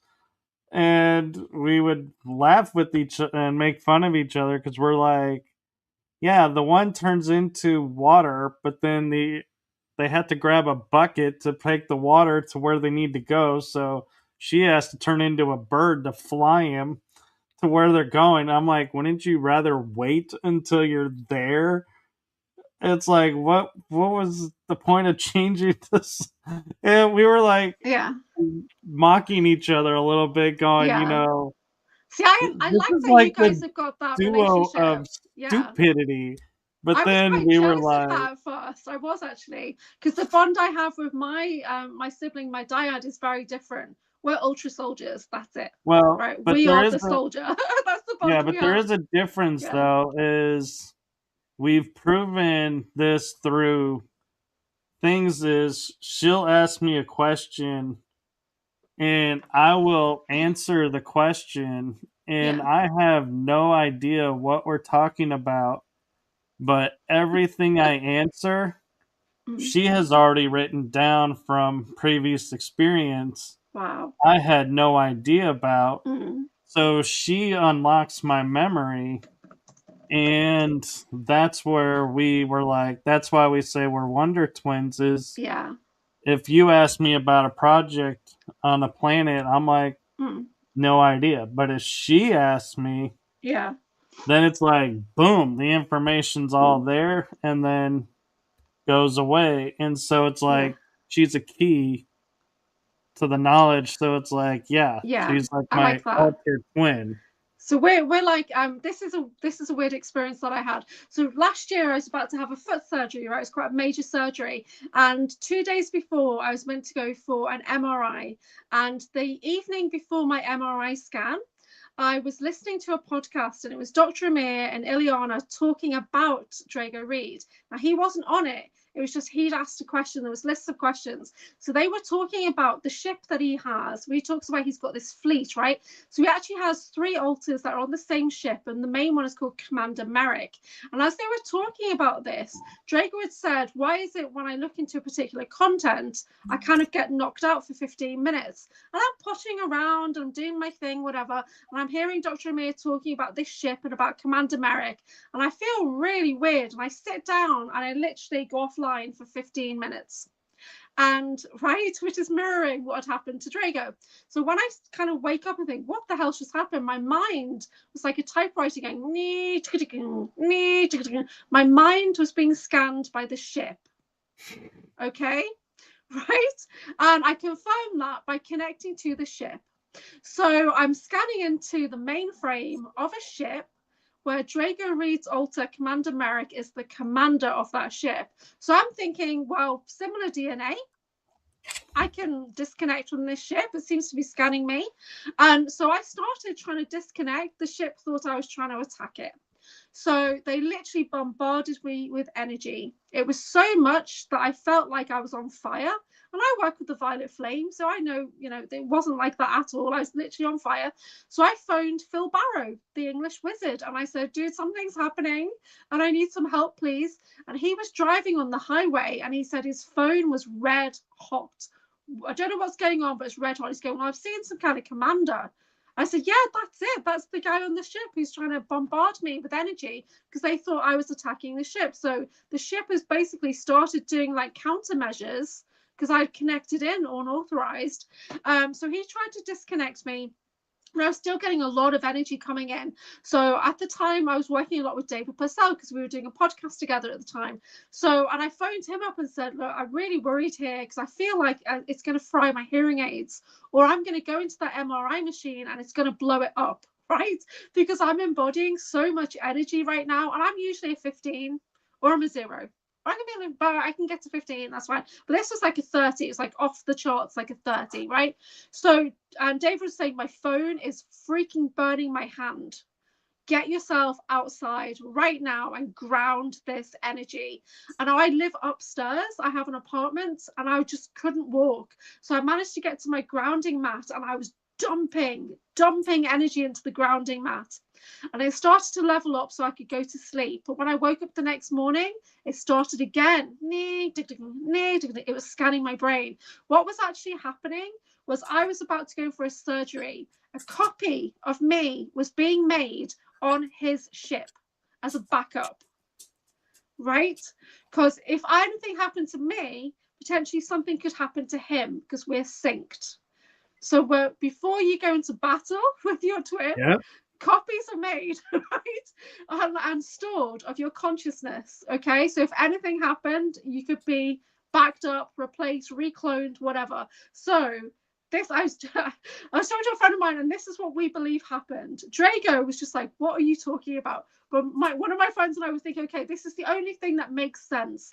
Now, I did manage to disconnect from the ship in the end, but I had to do like ultimate sovereignty statements to really kind of become the being that is so much bigger than that ship that it became insignificant, right? So that I disconnected myself from it and I've got into like a safe zone again. But we are connected, yeah? So even the ship knew that I was connected, but it wasn't expecting that connection to come in, so it thought I was a threat. Because Drago has set up countermeasures on his ship so that if people try to remote view it even, they will get something blast back. And that's what I experienced, right? So even though we've got a DNA match to some level, I still got some level of targeting, but I was able to override it because I literally am the ship, the same as him, right, in a way. So it was freaking crazy. I've never told that story properly before. So yeah, so that was a weird experience I had in June 2025. And I got through it. I went to my MRI, it was fine. The next day I had my foot surgery, it was all good. But yeah, so I believe somewhere there's a ship that has a backup copy of me, just in case Drago needs the information that's in my brain. Okay, there you go. Yeah, and we're approaching actually the 2-hour mark. Yes.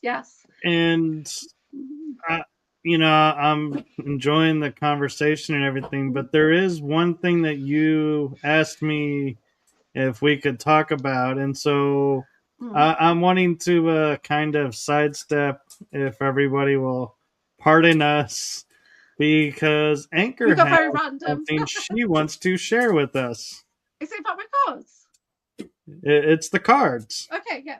So I have created a deck of cards, and it's called the Breakaway Oracle. And I've created my own oracle card deck, and you guys know I'm an oracle, and I work with, like, behind me there's always like 50 odd decks of cards behind me, and I'm always looking to develop the way I do my readings, and I work with a lot of experiencers now, so I've been trying to develop in my own experiencer deck that would help people through the debrief process of trying to remember your memories. So I've created this deck, so it's a 52 card deck called the Breakaway Oracle, and we look at things in there, just to give you an idea. We look into programs and factions. We look into planets where you may have been placed, limitations such as targeting or handling. It looks into roles and skills as well. And it looks into healing and solutions, because primarily I am a healer. So when we talk about our SSP journey, experiences, MILAB, Michael and I, we're looking to heal that. We're looking to heal the trauma so that you can move forward and, live your life. So I created my own deck of cards, which is now available to pre-order at breakawayoracle.com, and it is shipping from the UK, so shipping to America and everything is not the cheapest, but it should be available by mid-June, because I sent it out for print today, right? And it's a limited run of 25 copies. So this is a little piece of AnchorHaven history where there's only going to be 25 copies right now. And I've already sold 6 in pre-order. I should hopefully have it before the Basis conference, and I'll take some down with me there. The images are designed to be activating. Okay, so it's like a multi-level thing. So the first thing is just about its education about these special access programs. So there's information in there to help you remember. There's the images that I've created, and I've put my energy into these images as well. So if you sat with them for meditation, they should help you. Plus, there will be a meditation available to download once you've purchased the card deck. Then also, of course, we've got the divination. So we can do the divination with the cards, or you can use the dowsing chart. So there will also be a masterclass available about how to work with these themes using a pendulum, because I'm a pendulum alchemist.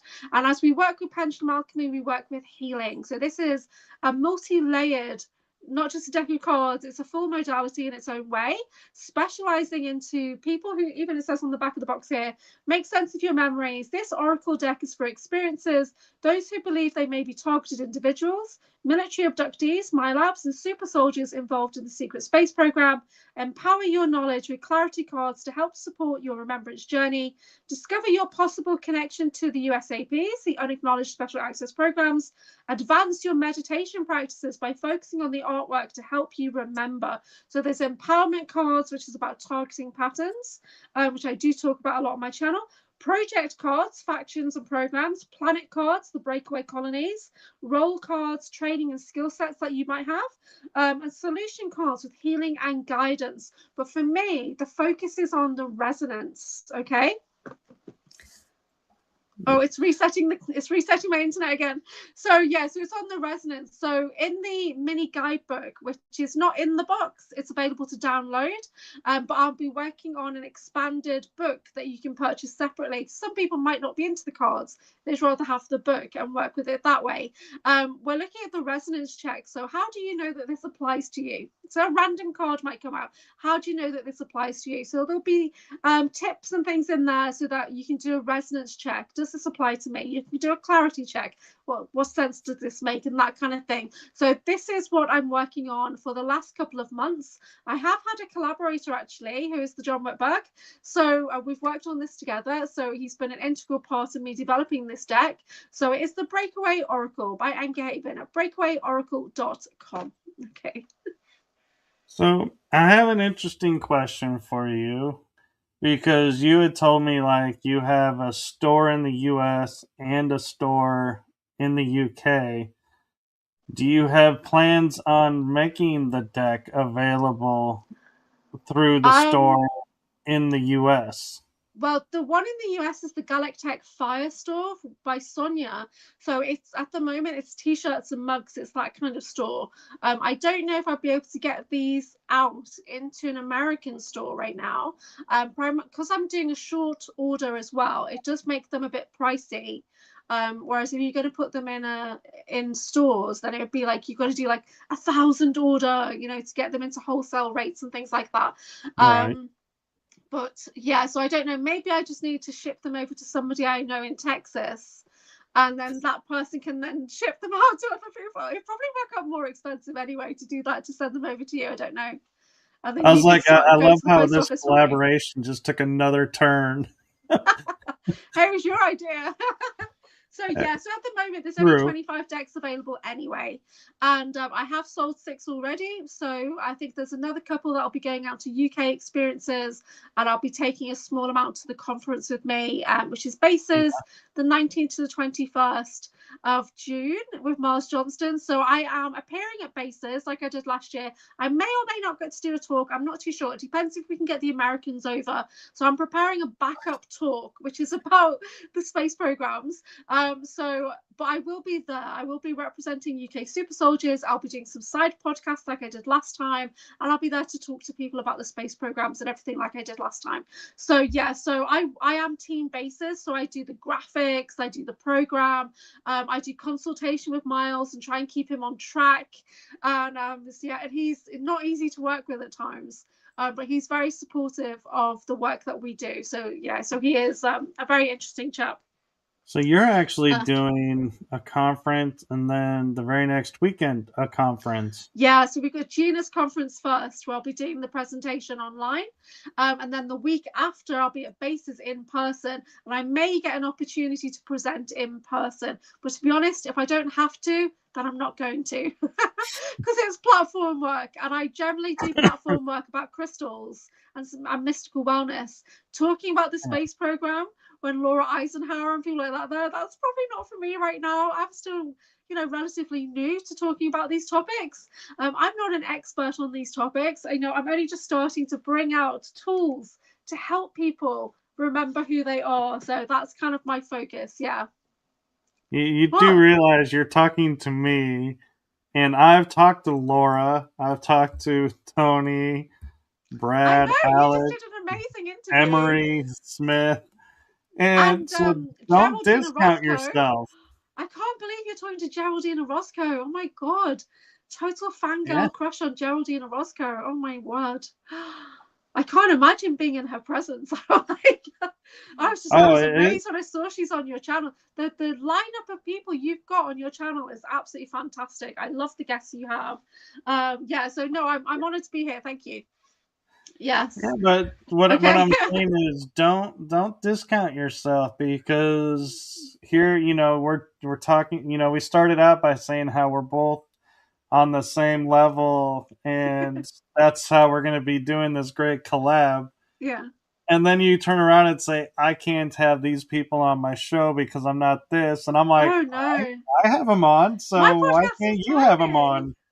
My podcast is a little breakaway debrief podcast, yeah. So I don't know, I kind of I just try to make mine a friendly space for people to get together.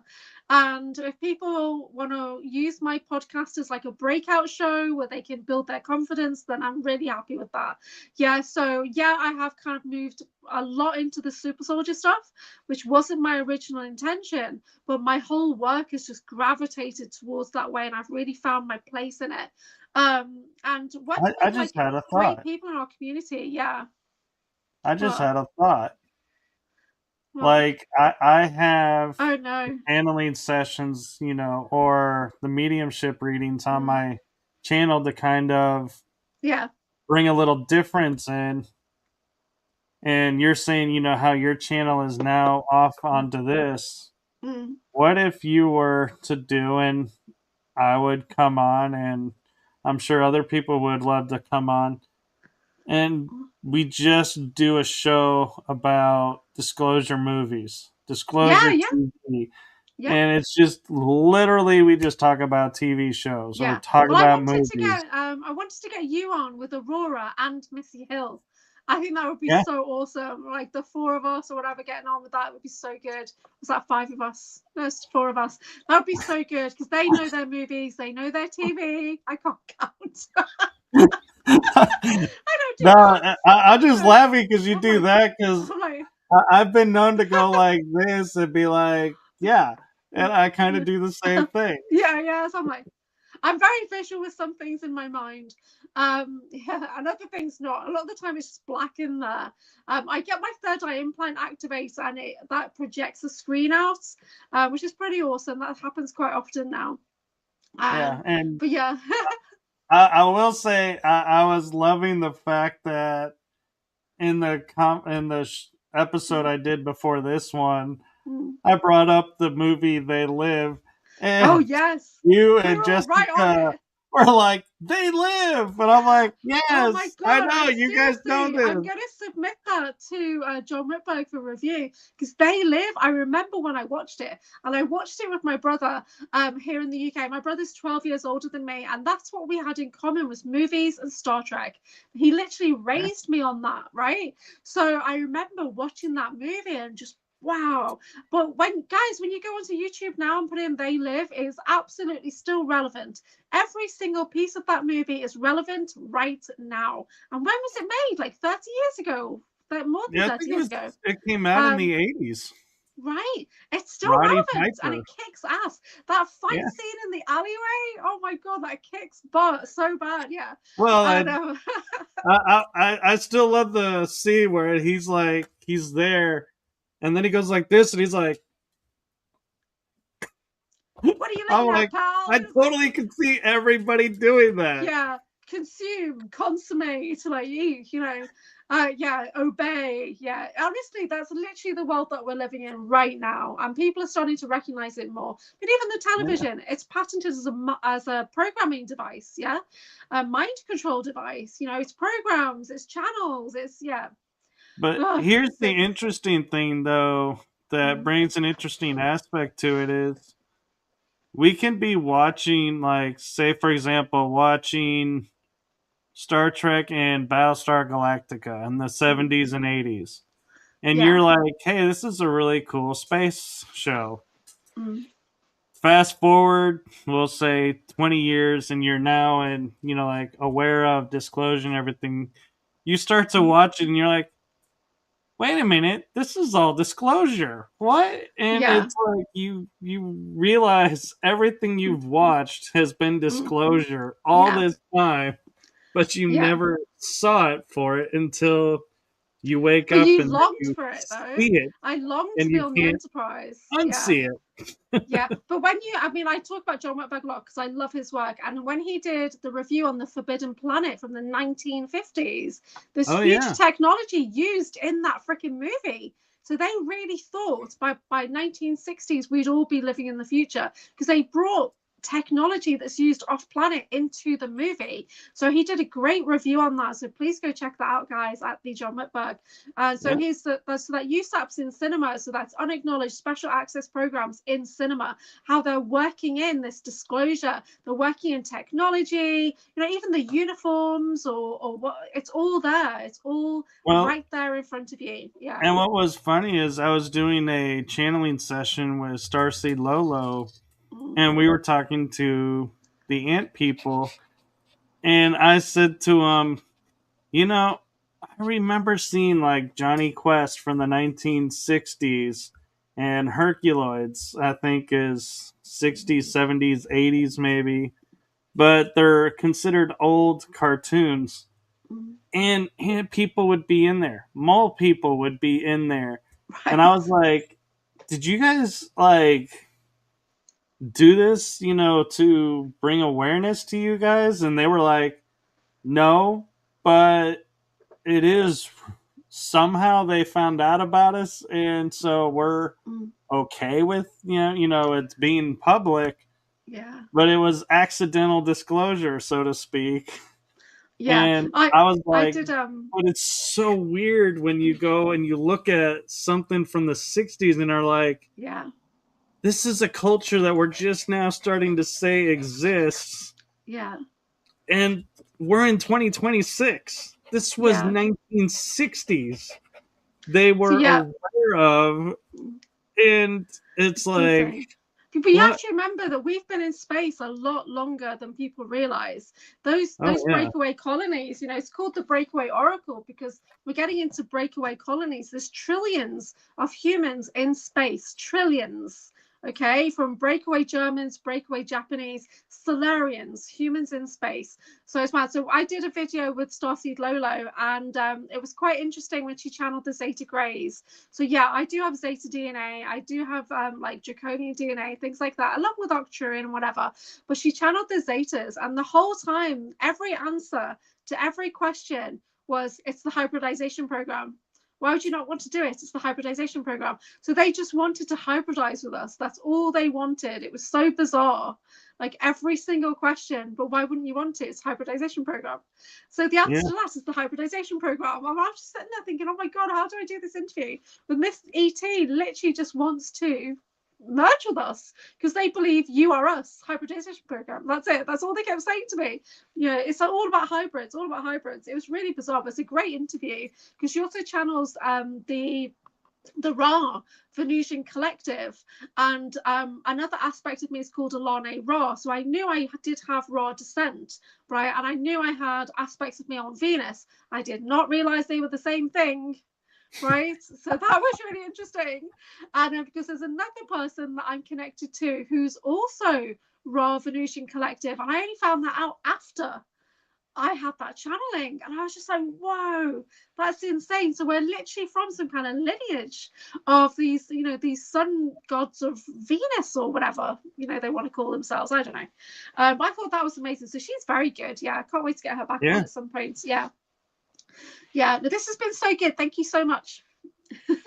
Yeah, you know, and the funny thing about it is, you know, we sit there and we're like, oh, you know, we can, you know, point out to people this and that and all day long, but in reality, everybody can do it. It's just we're more aware because of how much we've been exposed to and learned already that we can help other people to see it. Like, you know, we point out, you know, watching shows that we are like, yeah, this is great for disclosure. Well, chances are you've seen the show, but like we said, you know, you didn't know what you were seeing.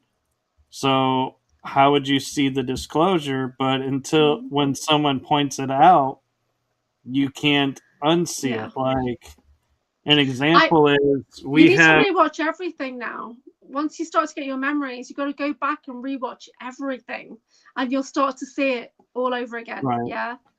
An example of something like that, you know, in simple life terms, is FedEx is a shipping company we have in America.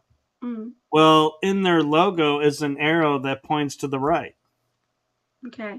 But if you're not aware of hidden symbolism, you would never see the arrow. But once you see that arrow, you start looking at every sign and going, wait a minute, I now see this. Oh, I now see that. Well, it's like Amazon. It's got an arrow pointing from the A to the Z. Yeah. Right. Actually, and I didn't know that for the longest time. And then I saw it and I was like, okay, I get it. That makes sense. Yeah. Actually, you're half right about that. It's A to the N? It's actually not supposed to be an arrow. What's it meant to be? It's a smiling face because you're supposed to be happy from your order process. Here it was like an arrow. From A to Z. It's you're supposed to be happy you ordered from Amazon from beginning to the end. So they put it from the A to the it ends with M, but the idea is you're supposed to be happy, so it creates a smile. So you're like happy with your purchase. Yeah. One of the things I want to just mention before we finish is that, so a lot of the people I know, like for SSP friends and mentors that I work with, is that they've had memories, either their memories were always there and they never got mind wiped, so they've had years working with the memories, or memories have started to come in over a long period of time. But that didn't happen for me. So I had random memories, but then I got context, and then more and more and more started to come in. And one of my friends said to me, it's unfair in a way. You've only had this short period of time to deal with all of this information, right? So there's a quickening that's happening, is what I'm trying to say. People are waking up faster now. There is a quickening of energy, a bit like in, where the quickening comes from. There can be only one, the Highlander. So, but people are downloading faster now. They're remembering faster. But finding the context still takes time. So I started to get space memories coming in 5 years ago when I was working with a quantum healer here in the UK. Sorry, it's noisy here. And but then he'd say things to me like, "Oh, I see you on this ship, and you're stealing the ship, you're killing everybody." And I'd be like, "But why? Why?" And he didn't have the answer. And then, of course, now I know what the answer is. I'm fucking Kruger, right? And I'm going out and I'm like probably pillaging, or I don't know what. And so that makes sense now. I've got some context. So things have started to fall in line. But yeah, people like me, the last year has been very rapid. And the reason it's been so rapid is, yes, it's coming in, but I've also committed to doing daily meditation, okay? Daily meditation. For me, it's got longer and longer, but it doesn't have to be. It can be short periods of meditation set with intention to try and get yourself into that 0 point so you can access a memory mine, I call it, or get into your Akashic records. So I actually teach Akashic record work on my Saturday groups. I work with a particular card deck, which is called the Akashic Oracle. You can see this, which is by Marina Beach, the Soul Alchemist. So I work with that deck, which gives me a lot of energies. It could be guilt that's coming up, or lack and scarcity, self-worth and deservability, whatever. But this gives me kind of a visual representation to see what energies are impacting your life. So what I do in my Saturday groups is I then take you into a channel journey. So I channel a journey to guide you into the Akashic records, right? So I give you the tools so that you can see how easy it is to get into your Akashic records. So, we portal into that space in a relaxed meditation, fully protected, surrounded by guide team. We walk down a hallway, we see the doorway to your Akashic records, we do a resonance check on that, and then we enter, and I give you specific visuals so that it's your Akashic records. We connect with your Akashic record, keep a guide, and we're there with an intention. Never enter without an intention, or you will get lost. Right? So we go in with a specific intention, and your guide will know that and take you to the direct door or whatever it is. So I have windows down one side, doors down the other, a table in the center with the present lifetime book on. And this is how I've been trained. But when I step into my Akashic record library, it looks like the library from the school in Buffy the Vampire Slayer. Right? That's what mine looks like. But everyone's is different, but that's how mine looks. I'm just laughing at all the designs you pick. You pick Buffy the Vampire Slayer. Well, what library would you pick? So I'd be like Library of Alexandria, or Hall of Records Library. You can access anything you want through the doors. So the other day, last Saturday, we accessed Lemuria. So I guided them to a door that has symbols on from Lemuria, Lemurian writing, so that they would recognize what that looked like. And we accessed and we went to Lemuria, and we did a meditation down by the waters, connecting into elemental energies, meeting a Lemurian guide, and picking up specific crystals, which were Andara crystals from Lemuria. And everybody received an activation. Everybody got a palm chakra upgrade. Everybody got something to take home, like a gift or an amulet or something. So these are powerful activations that we do. So this is my Saturday work. So it's at 8 o'clock UK time. So anybody who's on my Patreon or subscribe to on my Substack with the little paid memberships, you get access to these evening groups. But working the Akashic records, this has given me the skills to do deeper meditation or to do focused meditation, because once you get the idea of what you're doing, it can be 15 minutes, but inside it's timeless. Do you know what I mean? So yeah, so it can be short, but now I do longer and longer meditations to the point that I actually stop breathing, and then my being has to say, "Oh, your body stopped breathing," and then I'm like, "Oh, okay, I better come back." So I get so deep now. So, and once you realize that the Akashic records is not just about you, you've got a shared Akashic record with everything. you and your pet, you and your business, you and your vehicle, you and your home. Everything has a shared Akashic record with you. So like when I look into me and my super soldier sibling, we have a shared Akashic record, and I'm able to pull memories from there as well, or to visit missions that we've done in the past. So that's still something I'm working on. But after we met in December, I had this amazing, like, it was very grand, doors opening to our shared Akashic records, and we both stepped through like it was a portal. And then I looked and he's there beside me, but we were in Italy. So it was like, wow, we just portaled into Italy. And then when I mentioned it on a podcast, he was in the chat and he's got the tattoo of that location right there. And you can't get a better verification than that we've just portaled into the exact location that somebody's got tattooed on their body that I had no idea about. It's like, because he never took his jacket off the whole time he was here. So yeah, so it's insane. So I do Akashic record work, which is deep meditation, which is very healing, and memory retrieval. Yeah. Yeah. And, you know, you mentioned, you know, people are learning faster now. Part of that I contribute to when we were growing up, you know, 80s, 90s, 2000s. This was not, you know, something talked about. You could not find anything about this. It was like, nope. It was like if you stumbled on it, you had to stumble on it by accident, as they would say. But today, there's like maybe around 100 podcasts about the secret space program. There's website, you know, or Facebook groups designed to it. And so everybody is nowadays has a little bit more access to other people going through it, their experiences, their stories, and more information than we did. And so that, to me, is a small part of why this generation is growing faster in knowledge than we are, is because they're coming on our shoulders of, hey, you know, we share what we can when we can. Yeah. They're benefiting from it. And at the same time, we're benefiting from them watching our stuff. And I know that sounds strange to say, but that's how the time works.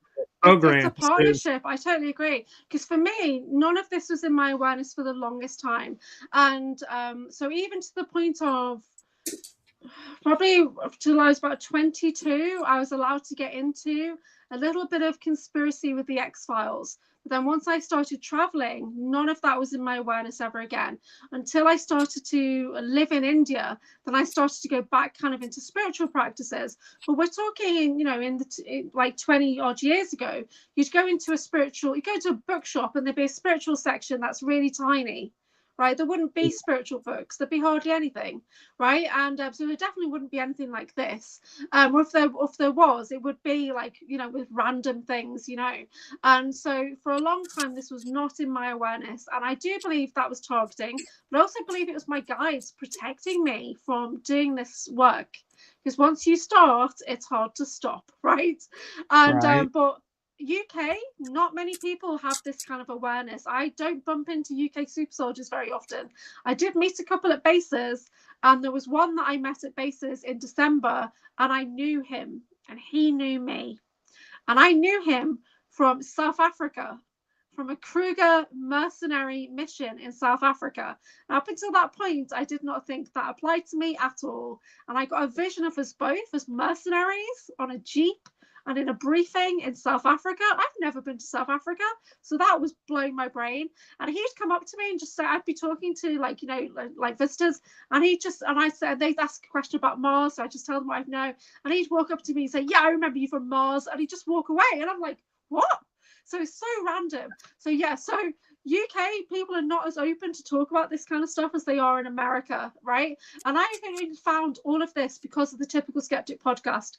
And I found Rob because I was doing some training with Indigo Angel at the time to do the J Steel removals. This is a few years back now. So I did her J Steel removal course, I did her Gridwork Facilitator course, did her Divine Feminine course and things like that. So that's how I found Rob, because Indigo Angel was on his podcast. And then I started to watch, and then I kind of got into it. And now I'm a moderator, and I love it over there. It's like my second home.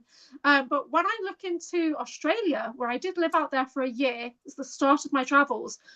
Australia super soldiers are very few and far between because it is dangerous to talk about this stuff out there. They don't have conferences the way we do in the UK and America.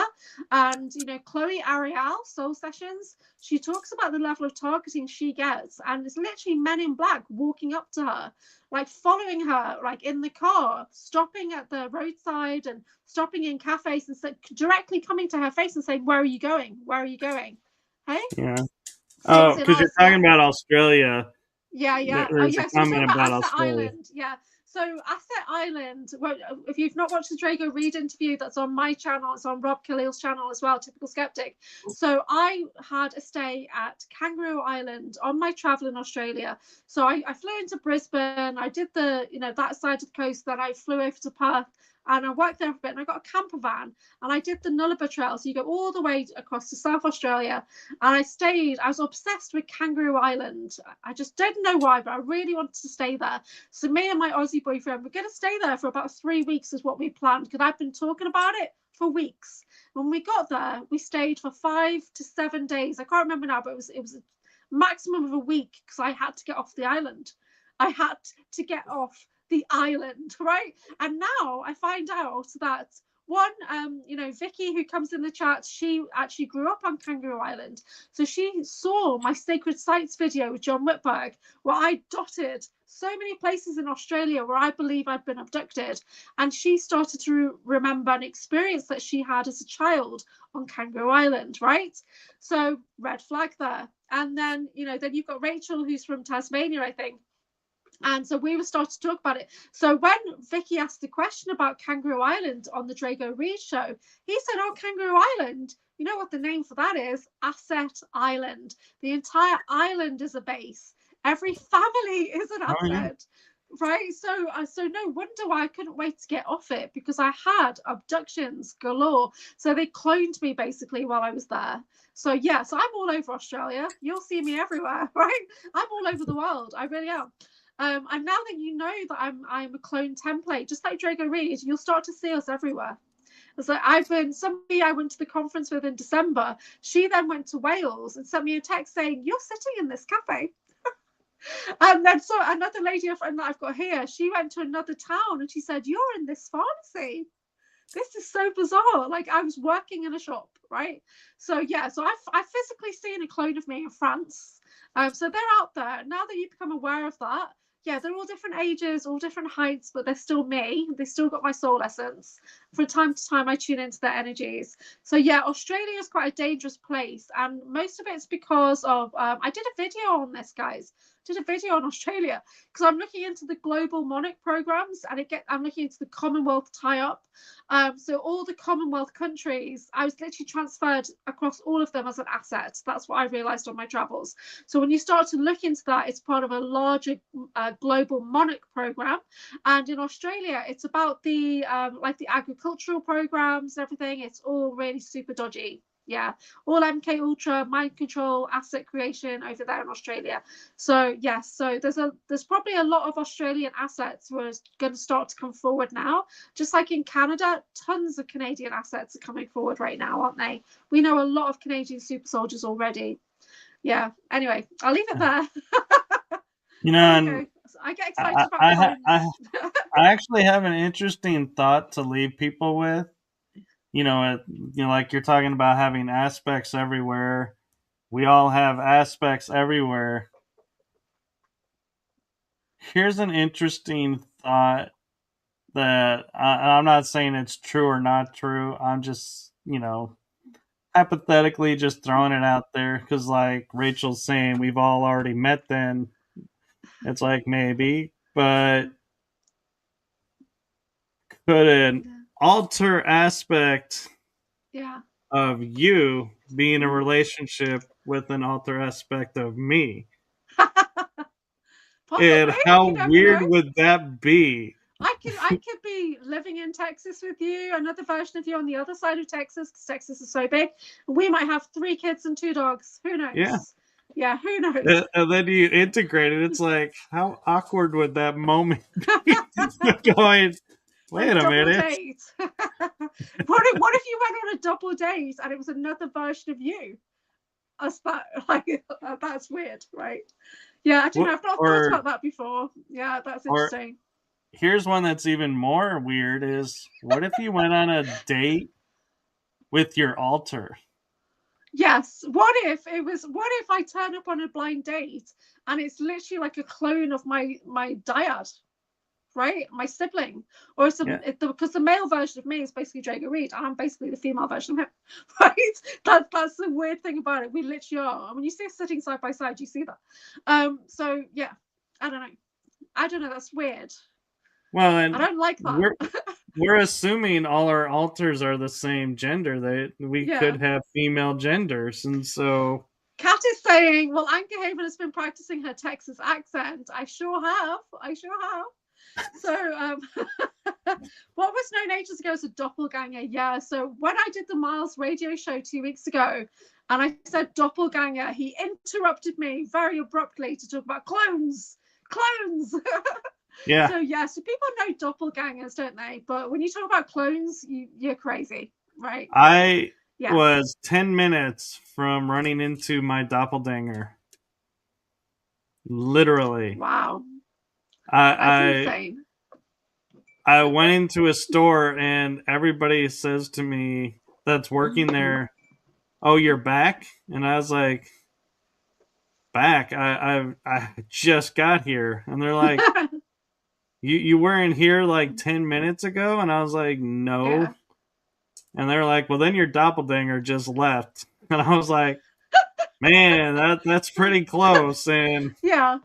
I didn't think they would ever allow our clones to be operating like in neighboring cities because the odds of running into each other would be. Somebody in my chat earlier today or whenever it was, and they were literally saying that there's loads of clones of them in the same town. So I'm saying that, and I said, well, just the resonance on that would be really disturbing, because when you come in close proximity to another piece of your soul, you feel it, and it's awful. It's uncomfortable. I felt it. It makes you feel sick.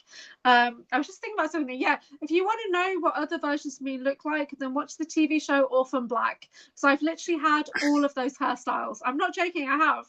The whole thing is mirrored on me and Jago Reed in the Kruger cloning programs. So you see, I've even had dreadlocks. I've had my hair all of those styles, all of those colors. It's like, it's freaky. That's why I literally said, I think this is based on me. Jessica Morocco was like, yeah, I think so it is. And we checked the files. Yeah, it's based on you. So yes, so it's literally, so I'm the female character, and then Drago is like the male version, like the soldier version, Castor. Yeah. It's based on our archetypes. So it's based on our energy and our experiences. Yeah. So it's messed up, guys. Messed up. Anyway. And with that fun note. This has been great. Thank you so much. My website has now kind of transitioned over to my Patreon because I couldn't afford to keep my website going, and I wanted to set up my breakaway website. So anchorhaven.co.uk now goes directly to my Patreon, and you can be a free member over there. I've got loads of free resources, but I do have an online energy shop as well. So you can like download affordable Reiki upgrades and, you know, little courses that you can do by yourself, and I'll send attunements over. I've also got bits of my podcaster on there, and I've got expanded bios for my guests and things like that are in my Patreon. Did I get it right? Compass. Hey? Did I get it right? Yeah. Yeah. On the screen? Okay. Yeah, I think that's right. Yeah. So my Inner Compass series, that's my debrief series. So there's information on there. So if you believe you're being targeted, if you believe you're a targeted individual, an empowered individual, there's information there. But I have done a few videos with Miles Johnston, so do check out those videos. Why are you laughing? I'm laughing because I just put your web address on and you have it as your name tag. Yeah, it's my name. I was like, I was like, I oh, what thought, are you oh, doing? I'm being nice and putting your website up so people can get to it. And then I look and I'm like, But it's fine. it's But been if up you the put it in whole the chat time. with the actual kind of the full web address, then they'd be able to click it. But because you've not put the beginning on, they can't click it.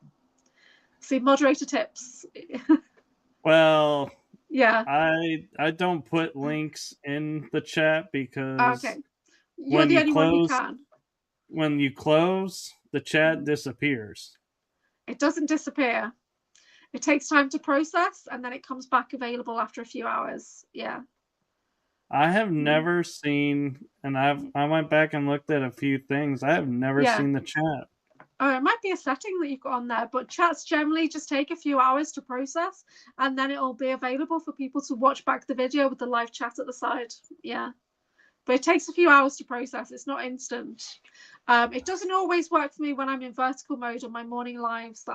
So I'm live pretty much 5 days a week for just our general community wellness check-in, talking about random topics and pulling cards. And I do that most days, like weekdays between 12 and 1 o'clock Eastern. I start that and I keep going for a few hours. So that's my 5 a.m. I'm getting up at 5 a.m. to do that, guys, right? Because I love you.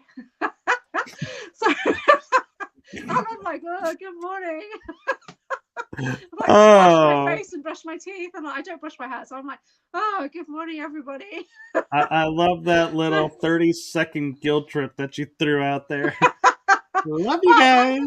I will keep showing up if everyone keeps showing up for me. So there you go. I'll keep dragging myself out of bed at 5 a.m. So no, it's a lot of fun. We have tons of fun in our morning lives. They're really, really funny. Yeah. And I read out everything I see in the chat. So you have to be careful what you put in there. And if you don't want it read out, you have to put do not read this out.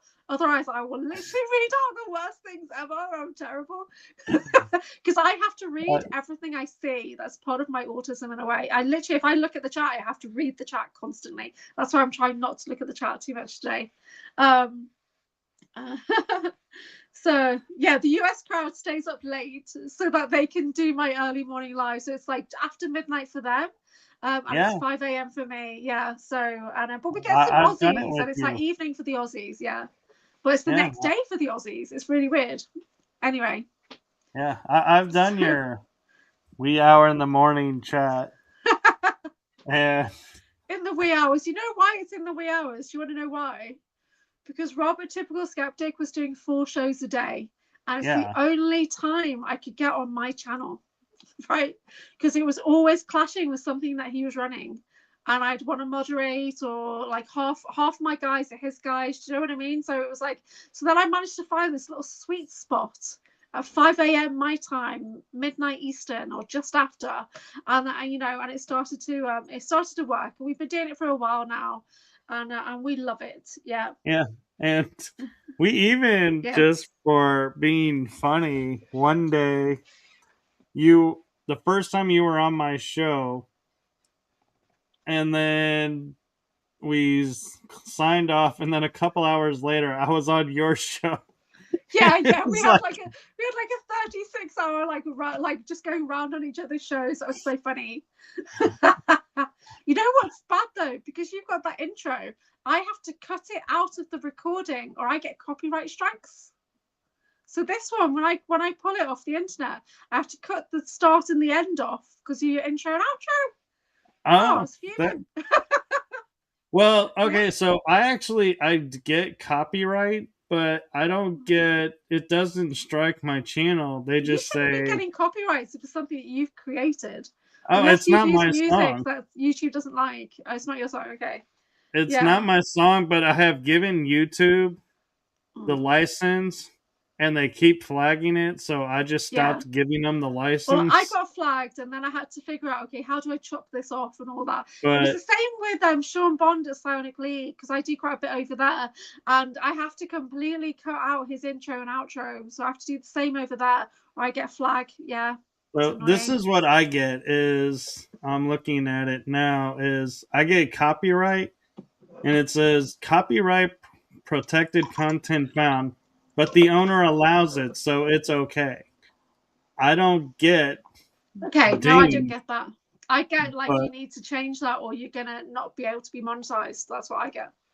And I've only just started to get a little those. bit of monetization, so I can get super chats now. I can get super thanks, super stickers, and that kind of thing. I think I made like 30 cents off videos. So yeah. I have a couple of times.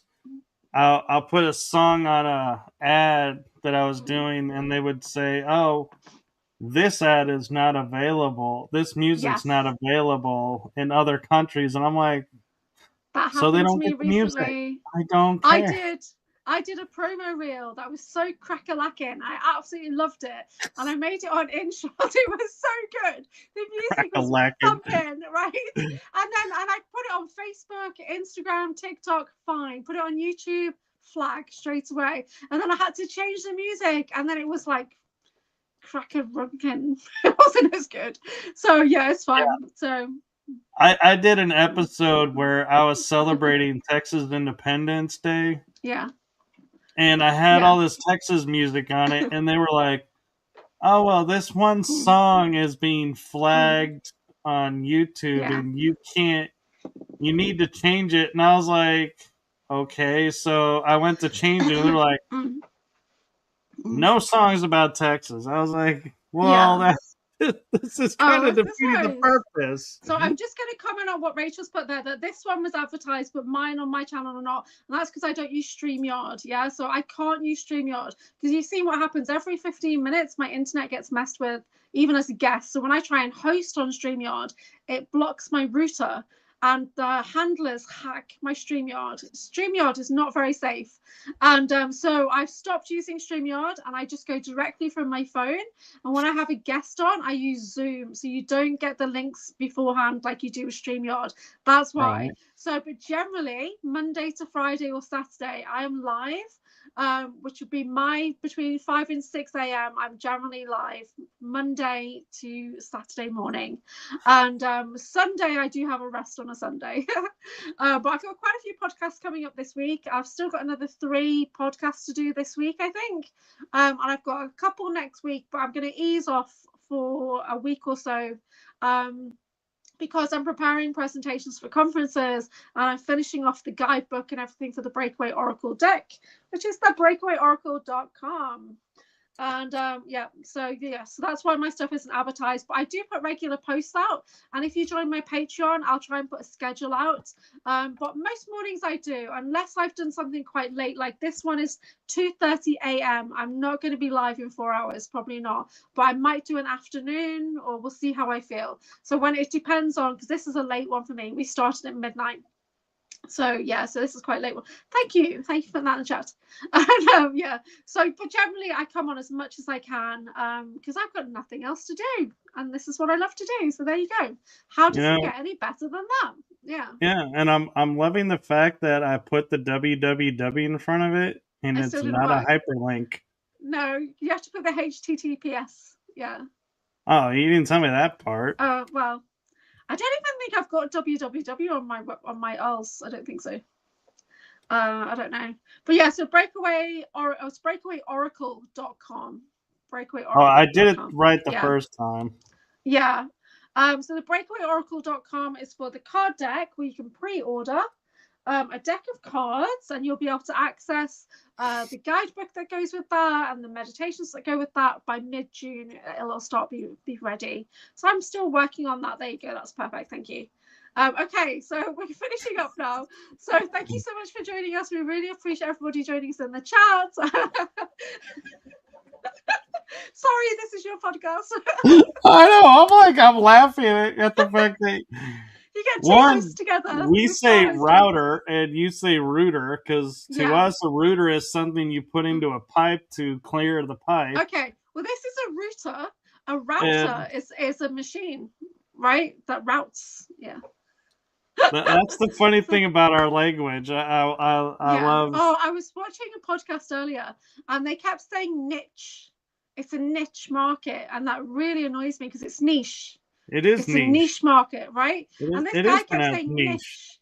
niche, and I'm thinking, is that an American thing? Because I really hate No. it. Because these are a niche deck, so there's only 25 of these that are getting made. Yeah. So it's a niche market, right? So Yeah. yeah, so it's a special edition, but niche, We that really say annoyed me. niche. Yeah, niche. Thank you.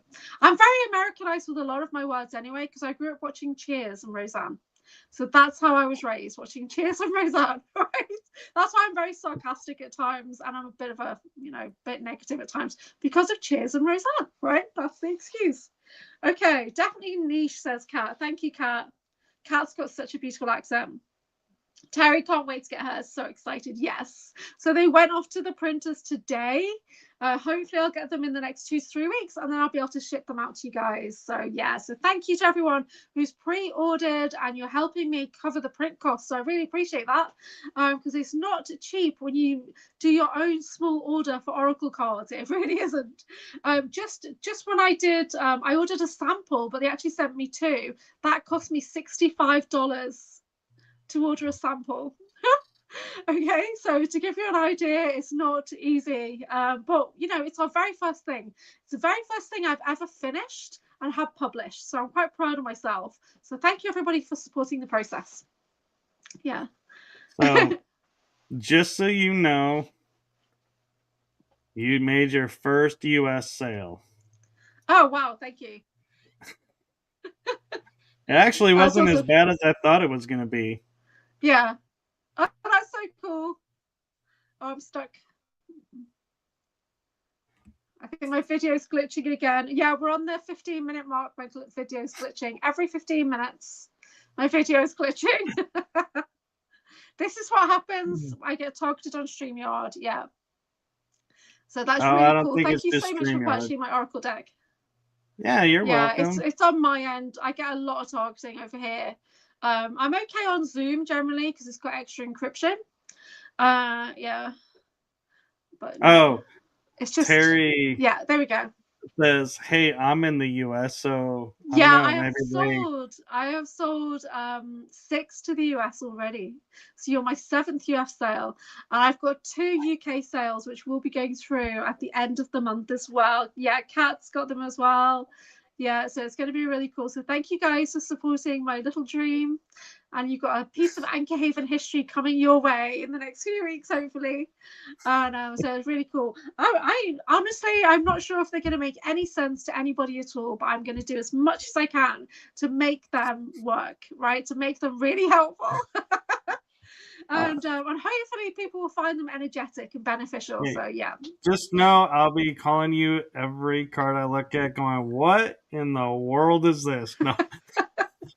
Honestly, they're very clear. The cards are very clear, and there'll be quite a bit of information. So there'll be a mini guidebook, but there's also an extended version available as well. So that's what I'm working on at the moment.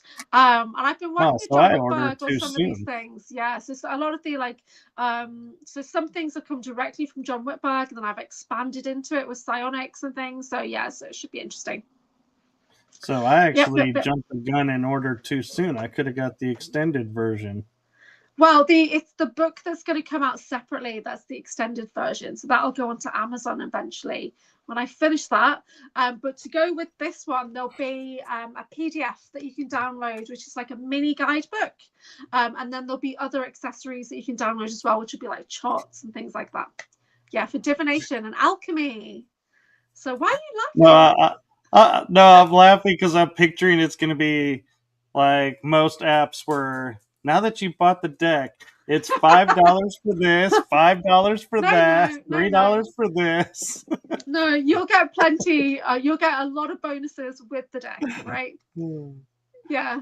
So I'm not that bad. Come on. I tried to make everything as affordable as I possibly can. That's why I was laughing. I knew it wouldn't be you, but I was laughing at you totally could be doing that if you're not. If it takes off, this is the first edition. If it takes off, the second edition might be $300, and it might be in gold plated or something. I don't know. It's funny because I work with this one. This cost me probably about $60 to $70 for this deck. And when I got the Misha Johnston Experiencer cards, the cost of the cards were about $30, and the cost of shipping was like $30, right? So to get things over from like the US, UK, vice versa, it's quite pricey. So yeah, so it's tricky. But they're pretty good. So I still work with them all the time, and I'll probably merge the two decks, to be honest. But wait, there's more steak knives. I don't get that, but that sounds funny. I'm very literal. Yes. There's more Okay, so steak knives. yeah, so we're finishing up now, guys. Thank you so much for joining us. This has been a really good, fun show. I hope you've enjoyed it, and I will put this on my channel when I get the recording tomorrow, and I will put that on my videos. Those bleedy conversion charges, yeah, it's not easy. I've not even charged for like packaging or anything like that, so you know, trying to keep it as affordable as I can. Unfortunately, people who are like in Australia, I think that'll probably work out more, but I'll cover the cost on that. Do you know what I mean? It's like I just want to get it out there, this first one, and then we'll see if it's any good. And then maybe I'll do a second edition, which will have some different things in that you could put into both decks, merge them together. Yeah, I don't know. All right. So it is 2:35 a.m. here in the United Kingdom. I'm AnchorHaven. Thank you so much, Michael Kopf. I was trying to get it commented for the last second because we were making it sound like the sales pitch with the "and you get." So I was going to leave you with this. For a limited time only. Heading for. Well, it's actually very, very affordable because it's only £22 the deck, and then you've got the shipping. So I've really tried to make it as affordable as I can, and you're getting bonus pendulum class, pendulum charts. You're getting like so much bonus to go with it. Yeah, it's going to be really cool. Bonus it's meditation. Yeah. For Terry saying $9.99. Terry saying, yeah. And unfortunately, it's not $9.99 because it costs me $9.99 to print it. Yeah, it costs quite a lot. Yeah. I always laugh at when you watch TV and you see the commercials that says, for limited time, if you order in the next 30 seconds, you can get it this price. And it's like, you want to wait and go, how does it know when the 30 seconds is? Yeah, it depends. I mean, I might suddenly think, oh, I haven't got enough money to cover all the shipping, so then the final 10 might jump up to $60 or something. You never know. So buy it now, guys. Buy it right now while it's reasonable. Maybe a Texas deck in the future. If that's for you, a deck about Texas. A deck about the deep underground military bases in Texas. I'm calling Texas Super Soldier Central because I know more super soldiers in Texas than any other state. I really do. We're a huge military base, so yeah. And we're a UFO hotspot state. Yeah. And we are large enough that we can put, I think, 5 UKs in Texas and have land left over.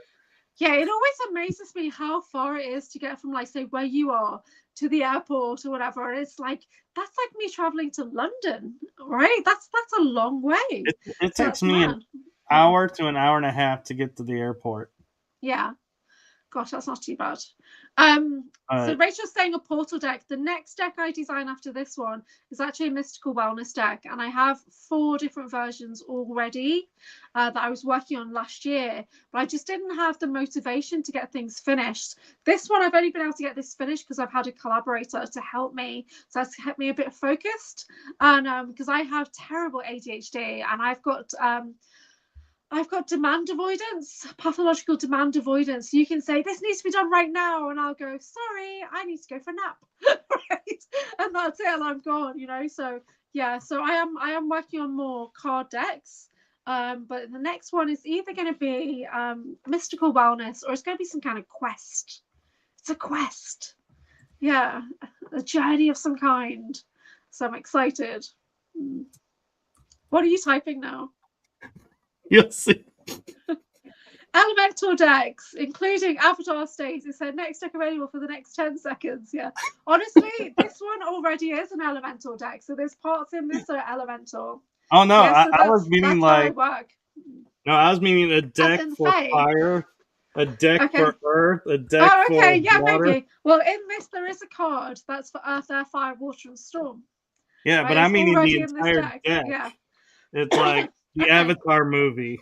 I was Yeah. thinking the Avatar movie, each nation having a deck. Okay, let's not put all our ideas out there on the recording. Let's keep them private.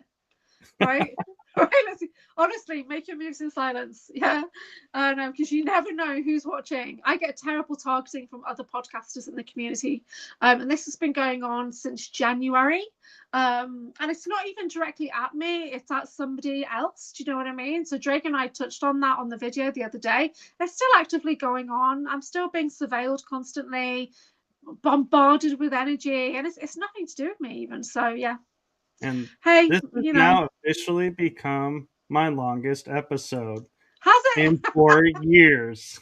This is my longest episode. Woo, that's great. Okay, so we're gonna finish up now because it's 2:40 a.m. And so thank you so much for joining us. And Michael is gonna press. I love how you're doing an Irish goodbye, and I'm like, I'm What's just an Irish waiting. goodbye? An Irish goodbye, so that is where you say goodbye, and then you continue your conversation, and then you say goodbye, and you continue your conversation, Okay, and you well, I say am goodbye. Irish. Yeah, And it's my like family are Irish. 5 later, it's like finally it's Okay. really the goodbye. Okay, this is the final kiss goodnight. Right? The long kiss goodnight. There you go. Movie references for you. Okay. All right. Well, thank you all for joining us, and thank you for going on this day of disclosure journey with me. And I cannot believe going on almost 2 3/4 hours with you after doing an hour and a half, almost 2 hours before. Yeah. It's like, wow, that two big shows back to back, and I just Cats put Marathon Haven. I do have a friend that this is the Marathon Haven, yeah, no joke, but I do have a friend that he every once in a while will do 24 hours straight where he gets moderators to help host, and he will do guests every 2 hours. And we should do that. Yeah, I think Rob was going to do that at one point. He was going to have a really, really long. The most we ever did was 5 hours, and it was a Halloween show. And it was an absolute shit show. It was just insane. It was fighting. There was drama. It was so bad. And then Rob was falling asleep, and I was on camera, and I was like ending it like I'm doing now. I was literally, okay, would you like to tell everyone how they can find you? And the guests were like, oh. So I was just like, yeah. So that was 5 hours, maybe more than 5 hours. Whoa, it was bad. Yeah, because there was drama. Yeah, there was fighting. The longest I've been online is 7 hours because I was doing a live investigation of a battleship, and so it was like we were doing a TV show as I was sitting here in my house watching them prepare, and then they were given their instructions, and then they would go off and investigate. And I finally ended up saying goodnight. And when I looked at the time for the recording, it was like 7 hours. I was like, wow. Oh my God, how did I sit in a chair for 7 hours? The longest I did was the Gina Virginia Casella conference, moderating for what felt like 10 hours. Was it 10 hours? And I'm sitting there in the chair, just surrounded by snacks, because I thought I'm here like all day. Like, it was long. It was like I felt like 8:30 a.m. to about 6 p.m. my time. So it was a full on. No, it was like 10 p.m. my time when we finished. I think it was 9. Yeah, I think it was 9 or 10 hours long. Yeah, it was a real. So we've got the next one coming up on the 13th of June. It's going to be a marathon. Yeah, I know. You and I are switching roles. I'll be in the moderation seat while you're talking. I'm going to do the talking. Yeah, but only for 35 minutes. And That's it. just to help you out, I will mute your mic every 15 minutes. So you have the glitch. See, it doesn't happen in the day. It only happens in the early hours. It's probably my neighbor downstairs. Do something to the Could you internet. imagine Gina's face, though? If I was like, mute, unmute, mute, she go, unmute. She'd be like, what is going on?